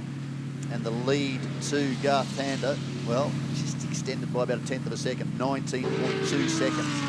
So he's in the box seat at the moment, whereas Fraser Ross crosses the line now in position number 3. He is 28.6 seconds back from this race lead and pushing very, very hard. His first flying lap, Fraser Ross, was a 29.01. Garth Tander, well, that's just flashed over to the next lap, a 30.4 for Tony D'Alberto. So Fraser Ross pulling in about 1.3 seconds on the Mercedes driver last time round. And the deficit's 9.3 seconds. So Tony D'Alberto is just going to have to keep that pace up, but he'll be watching in rear vision mirror. It's a bit hard to miss that bright orange McLaren. Not too far back from there. I mean, look, oh no, that was going to say that's John Martin. It's not. It was the other of the red and black Audis. That is Luke Yulden. He is back in position number 5, but a lap down on the battle for the lead. So the 63 of Hackett and Story returns to the circuit. Tander did a 29.6 on the previous lap. Now comes car 63, Dom Story behind the wheel for the finish of this race. He's out in 10th position as we have just under 35 minutes remaining in this 3-hour endurance race here today that was stopped early on for around 23 minutes after an incident down at turn number 12. Changed the complexion of this race pretty much from the outset. And now it's a run to the finish with your race leader, Garth Tander, on screen, sharing with Jeff Emery. 129.7 on that previous lap. The gap sits at just under 20 seconds. 34 minutes to go. There's the 63 Mercedes ahead, just returning to the circuit, down in 10th place and about to go another lap down in the race now, behind Whincup, about a minute and a half behind the Ben Motorsport Park entry that lost that wheel after the earlier pit stop. Good to see the Kelly Moore Ultra Audi, the Generation 1 car, heading back out onto the circuit, a long way down, well out of contention, but they will be turning valuable laps. They've come here to drive this beautiful circuit and compete in this fantastic event. Tim Blanchard, by the looks of things, battling with John Martin on track. Now Blanchard up to position 6. They've been very quiet, the Trofeo Motorsport team. They've been podium finishers at in Pro-Am at the Bathurst 12 Hour in the past. Dean Canto, of course Jim Manolius, the team boss, Ryan Millier, and Ivan Capelli, the ex-Ferrari F1 driver. So they have a good heritage with that team. Very comfortable with the Lamborghini Huracan GT3 built by Lamborghini Squadra Corsa in Italy. And they're looking to up-spec that car to Evo version, which requires, unlike the Audi, which was very much a cosmetic thing and a little bit of aero, there were some tweaks to gearbox, etc. The Lamborghini actually requires a new engine block to become an Evo spec car. So that may be part of the hesitation with the Dietz and the Trofeo team in doing that. It's a lot of work, a lot of extra effort, sending the engine over to Italy and get it back again. So these are running still in 2018 spec. And of course that is current for the champ class of Australian GT. As we go back on screen, Fraser Ross charges down across the line. He continues to push forward. His last lap, a 129 dead. He's punching out a string of them. Of course, that car's been into the 128.9s on lap 6. He's getting very close to his fastest lap so far in this race. So Fraser Ross doing everything he can. John Martin behind him. Well, John Martin's just coming through the final sector, coming through the final corner, probably too far back perhaps at this stage, unless something happens to make the podium. John Martin comes to the line. What has he done last time round? A 1:30.9, lost a second to the driver in front of him, Fraser Ross, who's just going through Honda at the moment, has gapped a little bit Luke Youlden back in the Vince Mariti Audi further behind him. He is eyes forward still to Tony D'Alberto. The difference between those two cars now just under 7 seconds as we go to just over 30 minutes left in this race. Now 6.9 seconds behind D'Alberto is at 59 McLaren. Climbing the top, past the hay shed into Lukey Heights. Well, Garth Tander's lead, 20.3 seconds. Looking to shut this race down. Fraser Ross just wringing the neck of this McLaren that debuted earlier this year at the Formula One Grand Prix in Melbourne. Tander is down in Southern Loop as we speak. Here's D'Alberto to the finish line. It was 1:29.9 for Tander that lap, 1:30.2 for D'Alberto. Gap goes out to 20.5 seconds. These next 30 minutes are going to fly on by here. The McLaren goes across the line, 1:29.0, 8/10ths quicker. The gap is 6 seconds between second and third. You get the feeling it's just a matter of time before we have a great battle on for second and third in the closing stages. This Australian Endurance Championship 3-hour. It's part of the Shannons Nationals here today at Phillip Island. It gets messy talking about all the arithmetic with pit stops and driver comparison times and matching a pro with an AM and trying to balance them with their starting position, with their perceived skill, or actually their written skill. It's all documented by the FIA. You take all of those things into account, you come up with an equation. In the middle part of the race, it's very, very messy. The bottom line is we're looking for this. We're looking for not one, not two, a handful of cars, 6, 7, 8 cars, battling for the front of this race as we get into the final 30 minutes of a 3-hour race. That's what these equations are all about. As we said, we lost the Gaunt and Quinn car. We lost the Shahin and Whincup car. We've lost a couple of others in that equation, the Hackett and Story car. They've been on the podium twice here in 5 years, or twice as a combination. The 2 times they've been together previously, they have been on the podium here at Phillip Island. We want the racing to be that good. Well, that looks like it may well be Barton Moore back in pit lane. That's not what we want to see. We're just talking about how good it was that they were back out there. This might be the tail going in, I think, after all these stalled attempts. They were running very strongly. We spoke to Barton Moore with Jack earlier. They were up into the top 7 at one stage and pushing very, very hard. In the Ultra version of the Generation 1 Audi, still very, very competitive, but this is frustrating for them. Reigning Australian GT Trophy Series champion Nick Kelly back in pit lane. So that'll be a level of frustration. But Garth Tander still out in front. He's extended that lead now 20.75 seconds over Tony D'Alberto, whereas Fraser Ross just over 5 seconds behind him. There's Craig Baird back in. Well, he's back behind the wheel of the 222 entry. They're in position 8, and they have 72 laps in the books. It's about to card 73. Looks like we have Emma down in pit lane. She'll be able to update us with things going on down there. Well, I'm just walking around in TCR land at the moment. Of course, we have 2 back-to-back TCR races coming up. Jimmy Vernon at DNF yesterday. Not a great day for you, starting from 17th, a bit of work to do. Yeah, yesterday was frustrating. We struggled a little bit in qualifying. Obviously started out at P12 for race 1. And within the first couple of laps, we were battling for a podium. Unfortunately, we just got caught up in other people's incidents and we ended up in the sand. So we're starting off the back today and I'm looking forward to seeing how far we can come through. Hoping for less carnage today. Good luck. Thanks, Jimmy. Thank you very much. Jimmy Vernon, part of the Car Sales TCR Australia Series, of which Tander, D'Alberto and John Martin also suiting up for that. Not too far away from race number 2 of the weekend. Coming up just over 40 minutes time. You catch all the action on SBS right around the country. Yesterday's racing, absolutely insane. A third of that here today. Went for a great race as in comes the 777. Jamie Whincup back in the pits once again.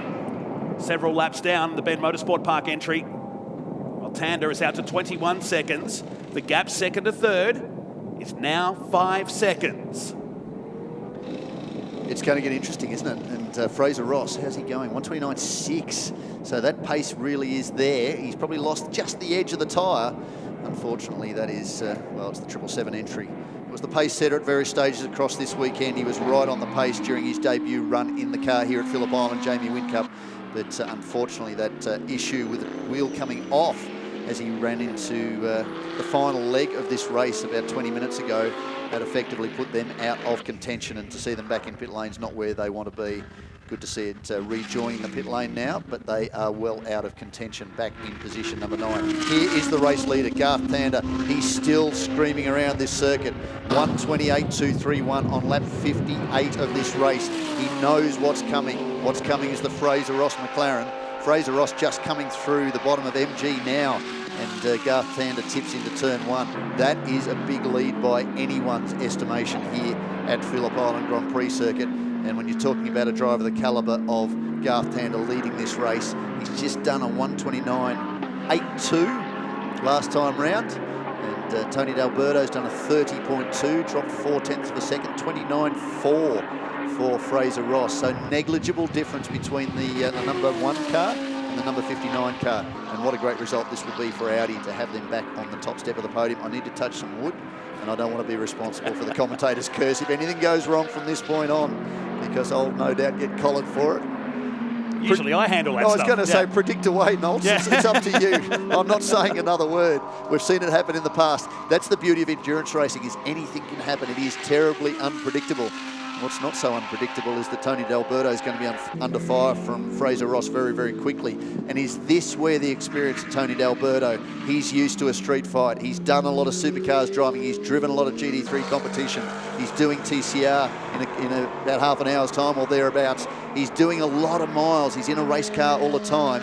Will he have that advantage to be able to hold over Fraser Ross? Even if Fraser's faster, can he get past? Because in a straight line, not all that much difference, and you tend to tip that the balance will weigh slightly in the favour of the reigning Australian endurance champion, Tony D'Alberto. He's on target to catch D'Alberto, I'd say, maybe the next 3 to 4 laps of this race. The gap, 3.9 seconds. You're watching the 33 of Luke Yilden, reigning in 5th position right now, but a long way behind John Martin in this race. Well, Garth Tander comes around Southern Loop. Here's second place, Tony D'Alberto, 22.3 seconds behind. Tander went 1:30.0 on the last lap. D'Alberto 1:30.4, and Fraser Ross 1:29.7. The gap is 3.5 seconds. We talk about records with the Australian GT Championship. Endurance racing always mixes things up. The biggest winning margin in the 5 prior years we've been coming here for an endurance race at Phillip Island is 10.546 seconds. Well, Garth Tander is on task to be able to break that one. The smallest winning margin, of course, back in 2016 was Nathan Morecambe to Shane Van Gisbergen in the twin McLaren 650S GT3s. Oh, and out comes the, well, they're the 99 this weekend. Yes, they are. Nick Kelly. Bart Moore will be back behind the wheel out in the industry Audi R8 LMS GT3 Ultra. Good to see that. They're no doubt trying to work out exactly where the issue is and what they can do. Troublesome day from there. 36 laps behind the next group of cars. To watch D'Alberto, 3.1 seconds away. It's just deteriorating, this gap between him and the number 59 McLaren. You'll start to see it appear in the background of the shot very soon. 22 seconds behind the race leader. Here he is, down at MG. He'll have the eyes on. He'll be keen to make amends for this and to push forward. They're building a championship too. Again, this is round 1 of 3 for the Australian Endurance Championship. We go from here to the Ben Motorsport Park, off to Sandown in Melbourne. That'll be a different kind of endurance event because it's a tighter circuit, 2 long drag strip style straights, but a different style of circuit to both the Bend and to Phillip Island. That will mix things up too. They're mindful of the fact it is a 3-round championship for the AEC, and last year and the year before we've seen that the winner traditionally here at Phillip Island hasn't gone on to win the Endurance Championship. So all those things will come into the mix. So even if they don't finish on the top step of the podium, as Max Twigg said on Thursday, it's about being consistent, and being on the podium here for the first round really can set you up for outright victory in the championship. He's just come back down the escape road. The 99 is not even completing a lap, unfortunately, so they haven't managed to locate that issue. So frustrating for Nick Kelly and Bart Moore. Back into the back of the garage area as we go back to, well, Tony D'Alberto. He will be pushing hard, but he's now very, very mindful. With about 20 minutes to go, he's going to have a 720S McLaren right under his rear wing. He's right there now. Through turn 8, up past the hay shed. 23 seconds. The margin now first to second. Garth Tander has set the fastest lap of the race, back on lap 58, 1:28.231. We're watching Tony D'Alberto. You'll see the 59 McLaren just closing the gap here. 1.7 seconds is the margin. 22 minutes to go in the race.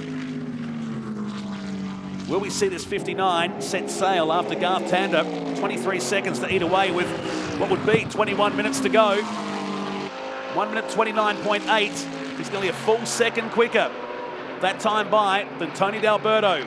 The gap is 1.3 seconds. I think it's going to be even closer by the time we get down to turn 4 in the Honda hairpin.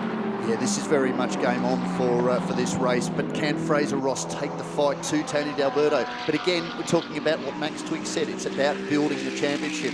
Is the advice coming from the garage that you don't need to push too hard? Be safe, maintain your position, protect as much as you can, be as wide as you possibly can, but at all costs avoid contact.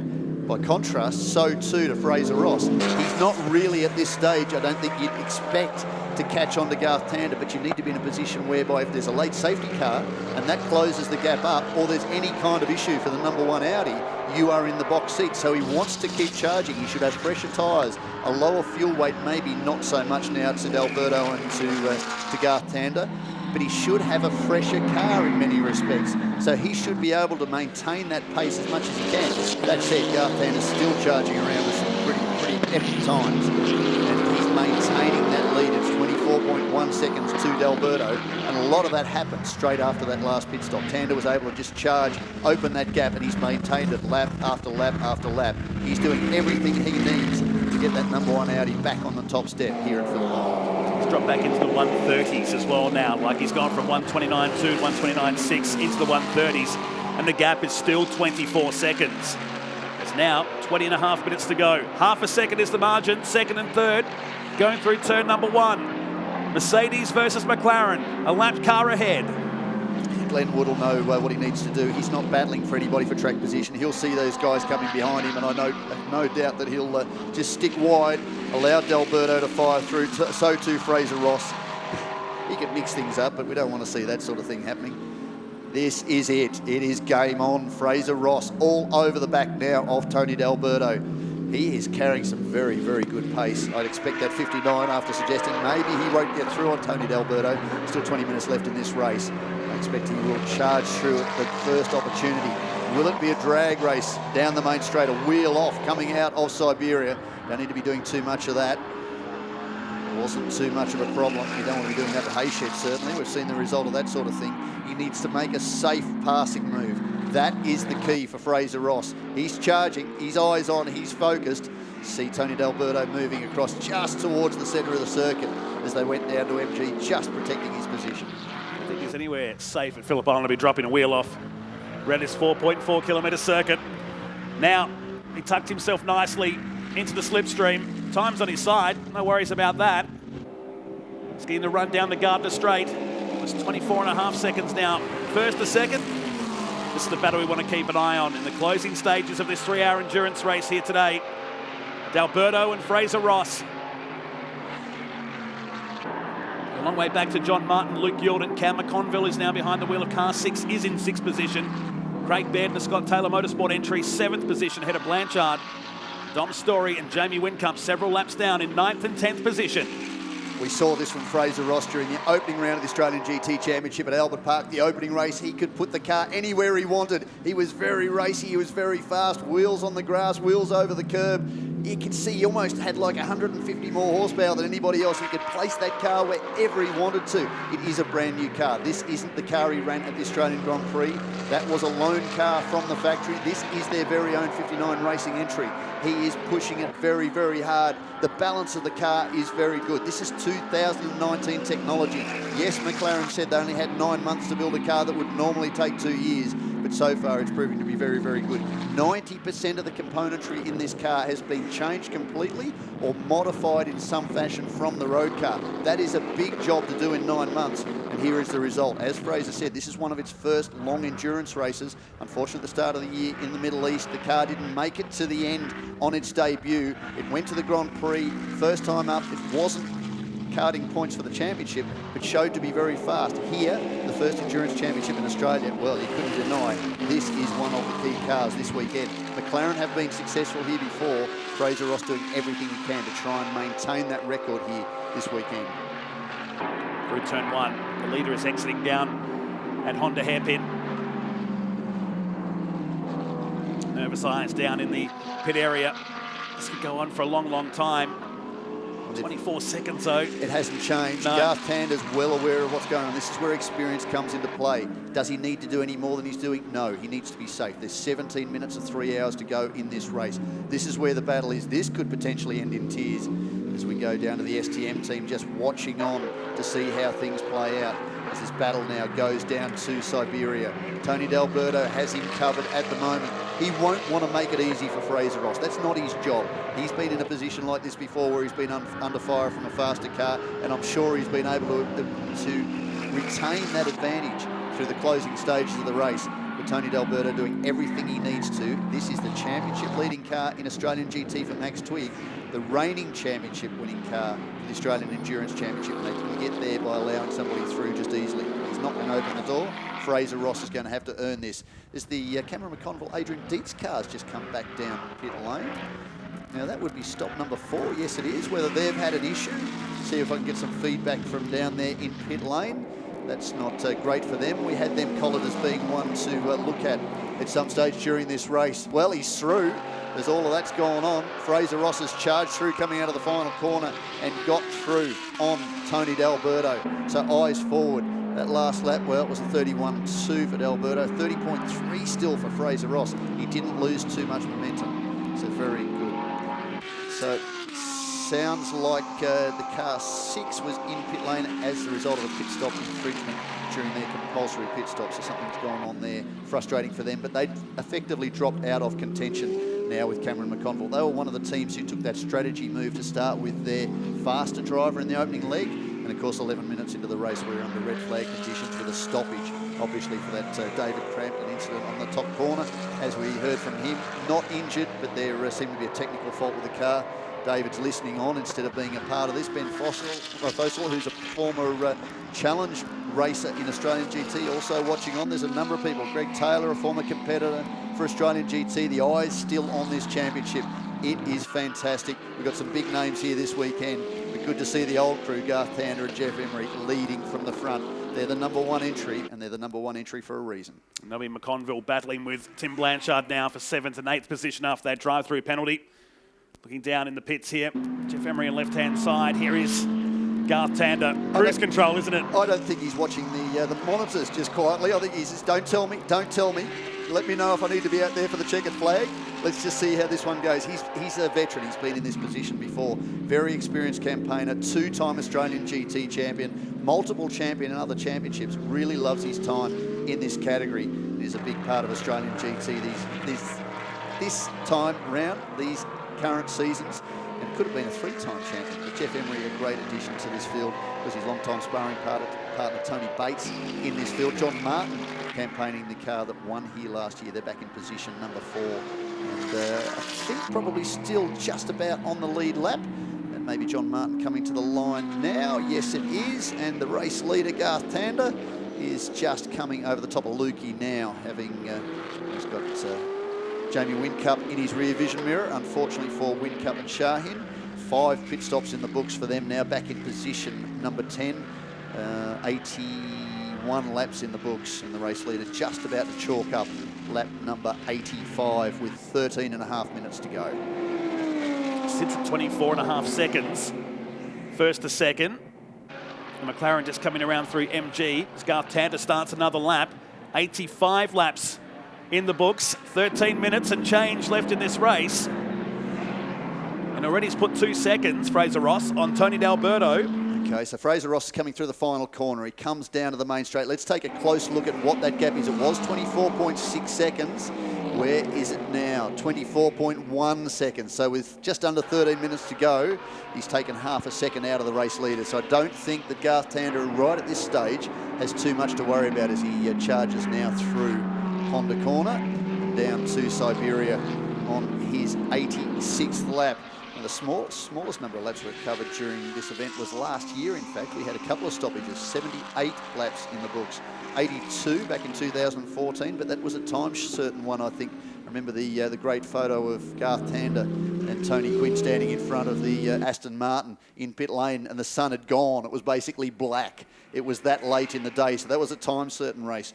But the most laps we've covered, 1:03 back in 2017. We had that 20-minute, 30-minute stoppage effectively early in this race. We're not going to be breaking any records on that front, but the one that's still up for grabs is the biggest winning margin. That looks like it could fall to Garth Tander and Jeff Emery. Controlling this race, aren't they? So he comes to complete another lap. Just like that, the last 45 minutes have just flown on by here since that last round of pit stops. Ryan Simpson looks on down there. He should be very happy with his drive today. He was very solid out there in the early stages aboard this number 59 car.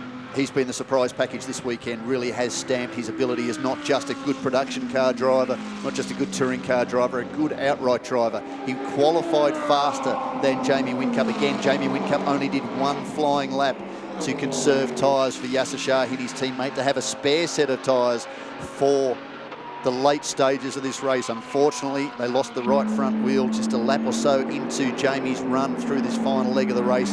That put them out of contention. It was a good strategic move. They could have been right in this mix, and that's what we've lost. We've lost Gaunt and Quinn. We've lost Shahin and Jamie Whincup. There's a couple of others in there too, unfortunately for Vince Moridi. He was driving so perfectly, had to spin not long before Luke Youlden was due to get back into the car. They would have been in the mix. Beardo and so too Scotty Taylor, they lost their opportunity to race at the front of this field due to their strategy move, putting Beardo in at the start of the race. So too McConville and Dietz. Adrian Dietz drove brilliantly to keep the car into contention late in this race. Unfortunately, they've dropped a little bit further back down the order. We could have had 5 or 6 cars, Knowles, into this battle that we're watching on screen now. And that's what the strategy is about. Compulsory pit stop times, driver gradings. That's what all of this is about, to even up the field, to make it interesting as we get into the closing stages. How fast does Ross look right now? He is throwing that McLaren around this 4.4 kilometre Phillip Island circuit and still charging on. But still, he's just on 23 seconds behind Garth Tander, and we have just 10 minutes left to go in this race. So the Dietz McConville car just ahead. They're back in 8th position. Once he gets past this car, there'll just be one more. And he's got a bit of clear track advantage ahead of him to set some fastest laps. It's come down a fraction on that lap. 1:30.47 for Garth Tander, 1:29.9. Took half a second out of him. The gap 22.8 seconds between Tander and Ross. He comes up to the number 6 Lamborghini that served the drive-through penalty just a few laps ago for a pit lane infringement in its last pit stop. McConville, who teamed up with Adrian Dietz, they've been a strong combination for a few years now. Down to turn number 4.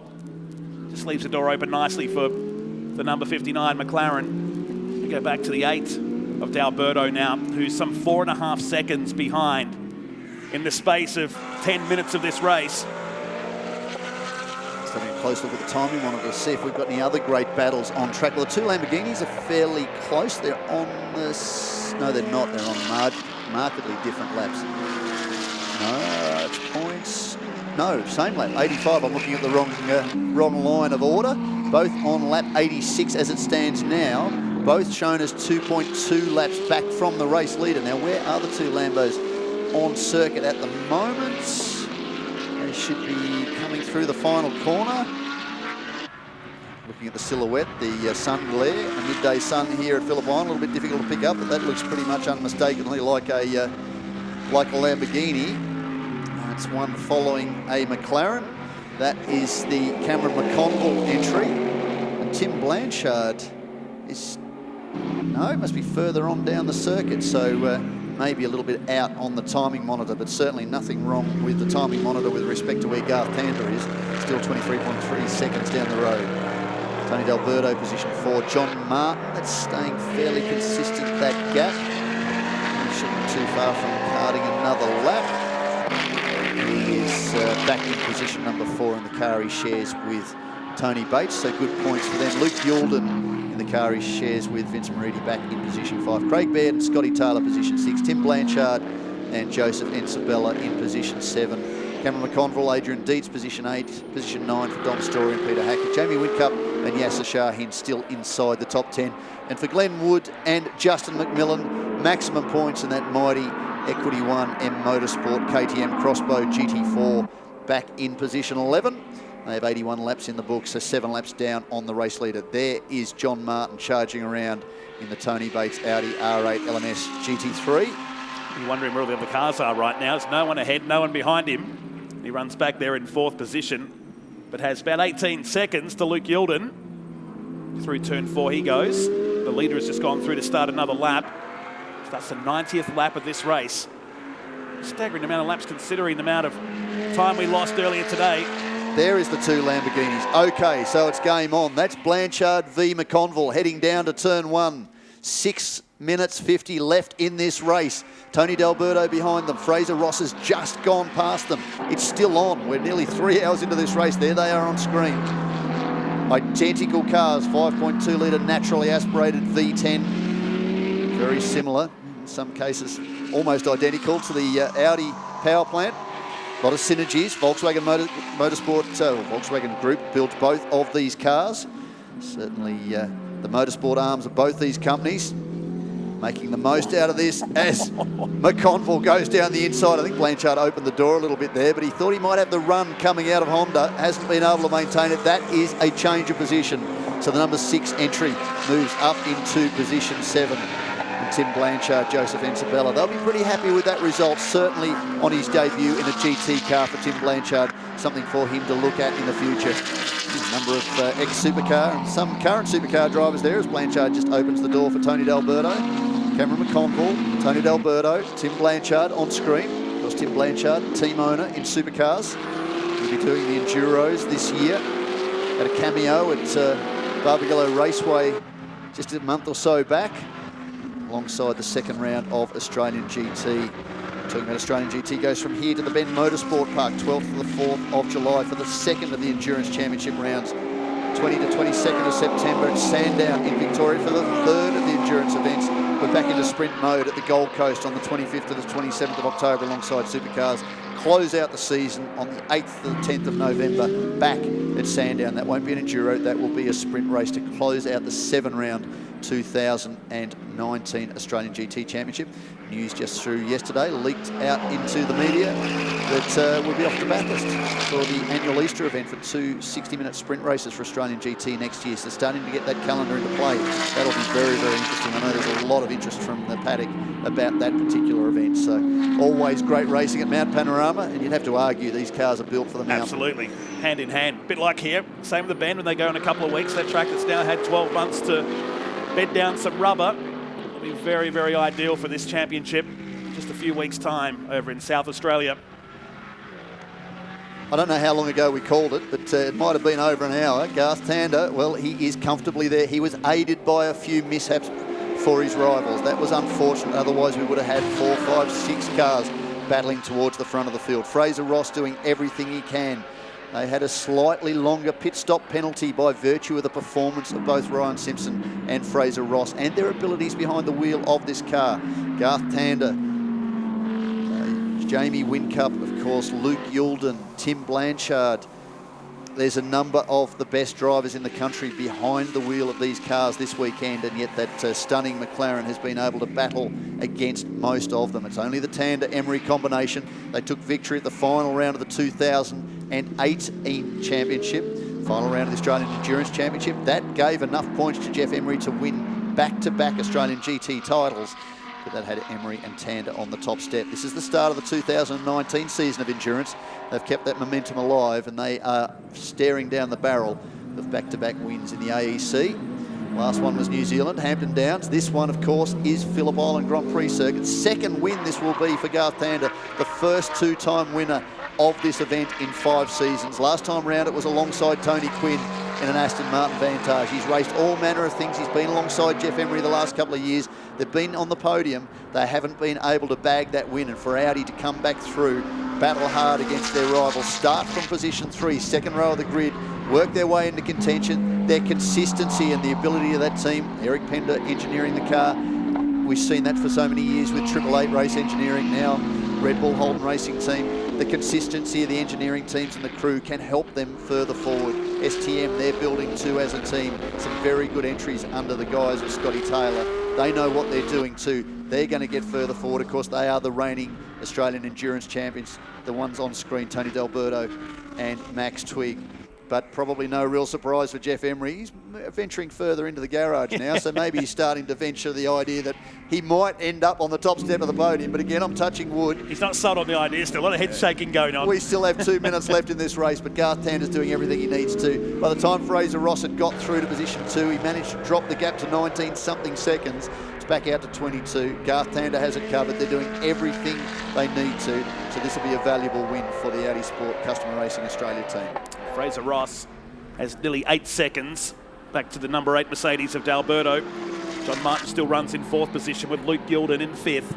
Then Baird runs in 6th. McConville, who got past Blanchard a few laps ago, Battle of the Lamborghinis, runs in 7th after that drive-through penalty. If that not had happened, those guys are on target for maybe a battle in the late stages with John Martin.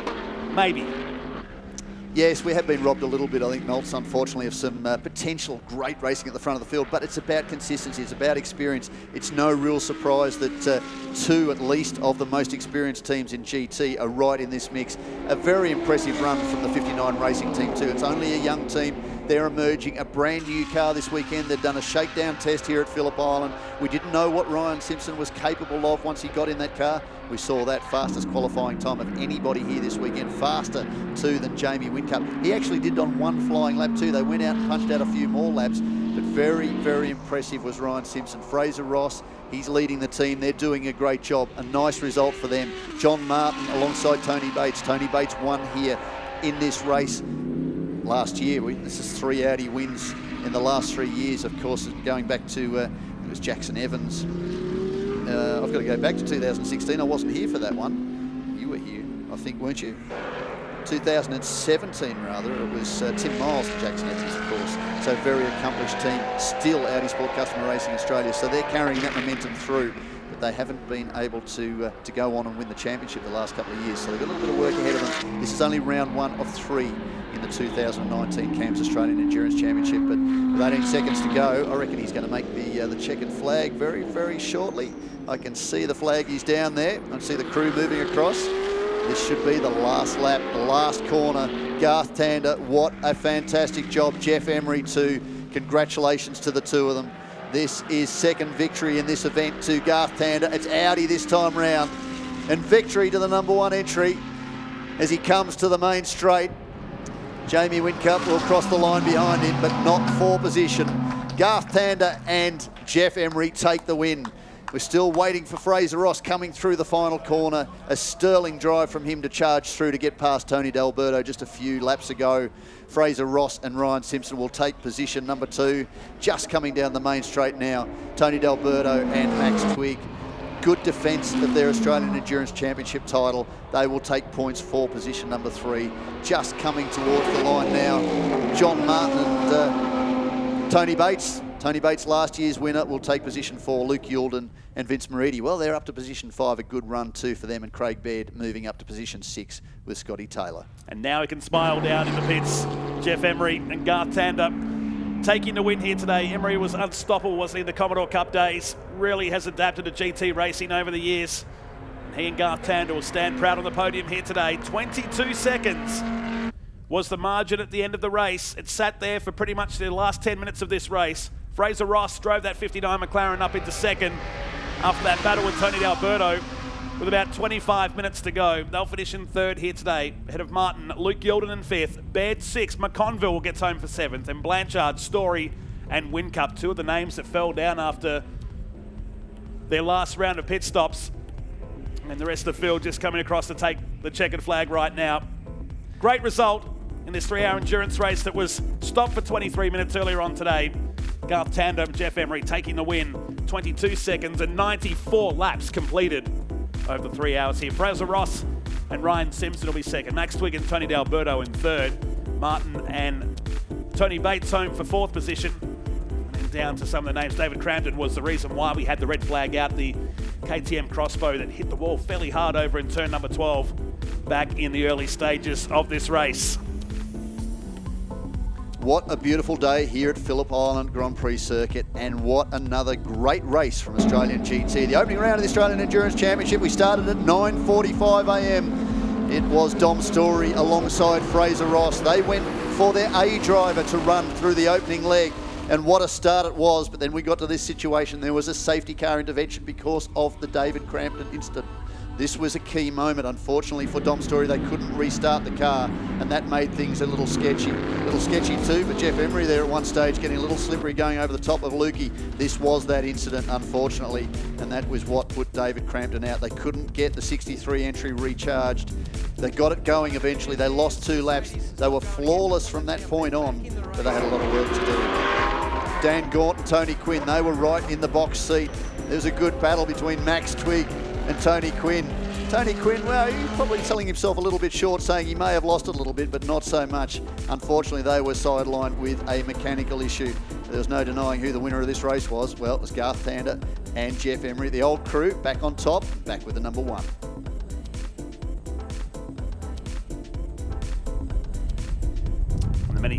One of the many hard luck stories we had of the day. Not so for these guys.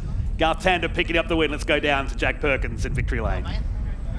Come in here, boys. Well done. First of all, Garth, over the finish line there. Great drive today, mate. You enjoy it? Yeah, thanks, mate. Car was awesome. Guys gave us a fantastic car. Jeff did a mega job in that first stint. The tyre deg was way higher, I reckon, than anyone was expecting. So it was like a bit of an old school supercar race. You had to manage the tyre and look after it. But it looks like our consistency was really good. So we had plenty left at the end if we needed it, but it was great.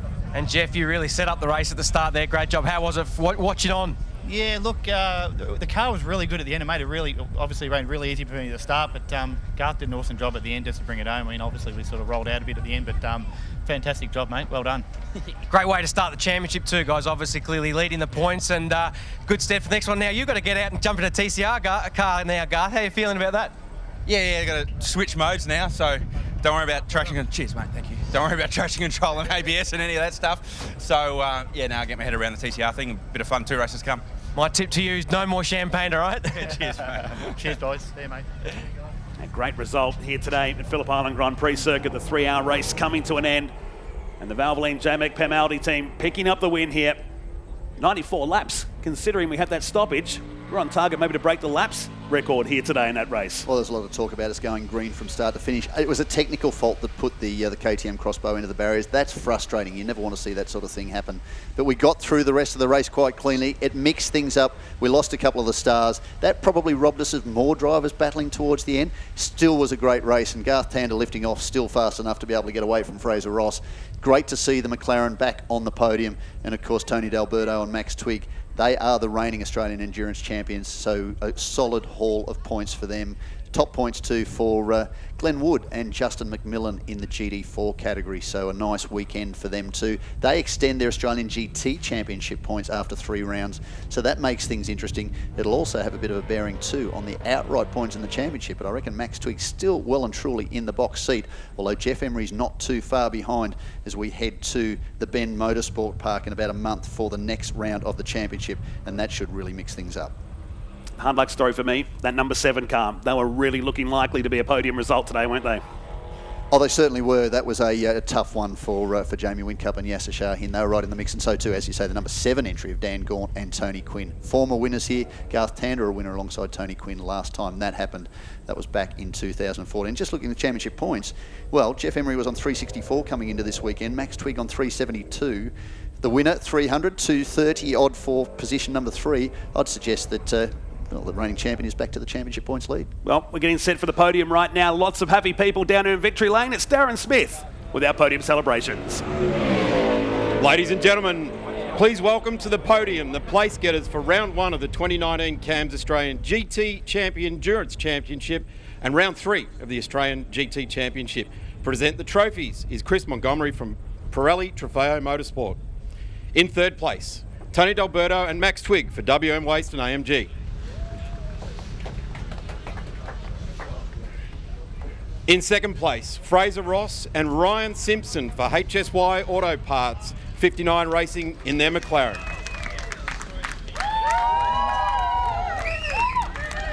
And ladies and gentlemen, in 1st place, Garth Tander and Jeff Emery at the wheel of Car 1, the Valvoline Audi. Once again, ladies and gentlemen, please congratulate our podium winners. Get your photos. And we'll just wait for Chris Gentlemen, the podium is yours. Champagne spray. And Garth Tander, the quickest to run away from there. He needs to keep that suit nice and dry because not too far away, we whip into our car sales TCR Australia. Back-to-back races as we enter the second half of the afternoon. Congratulations to Jeff Emery and Garth Tander, winners of the 3-hour race. We'll be back soon here at the Phillip Island Grand Prix Circuit.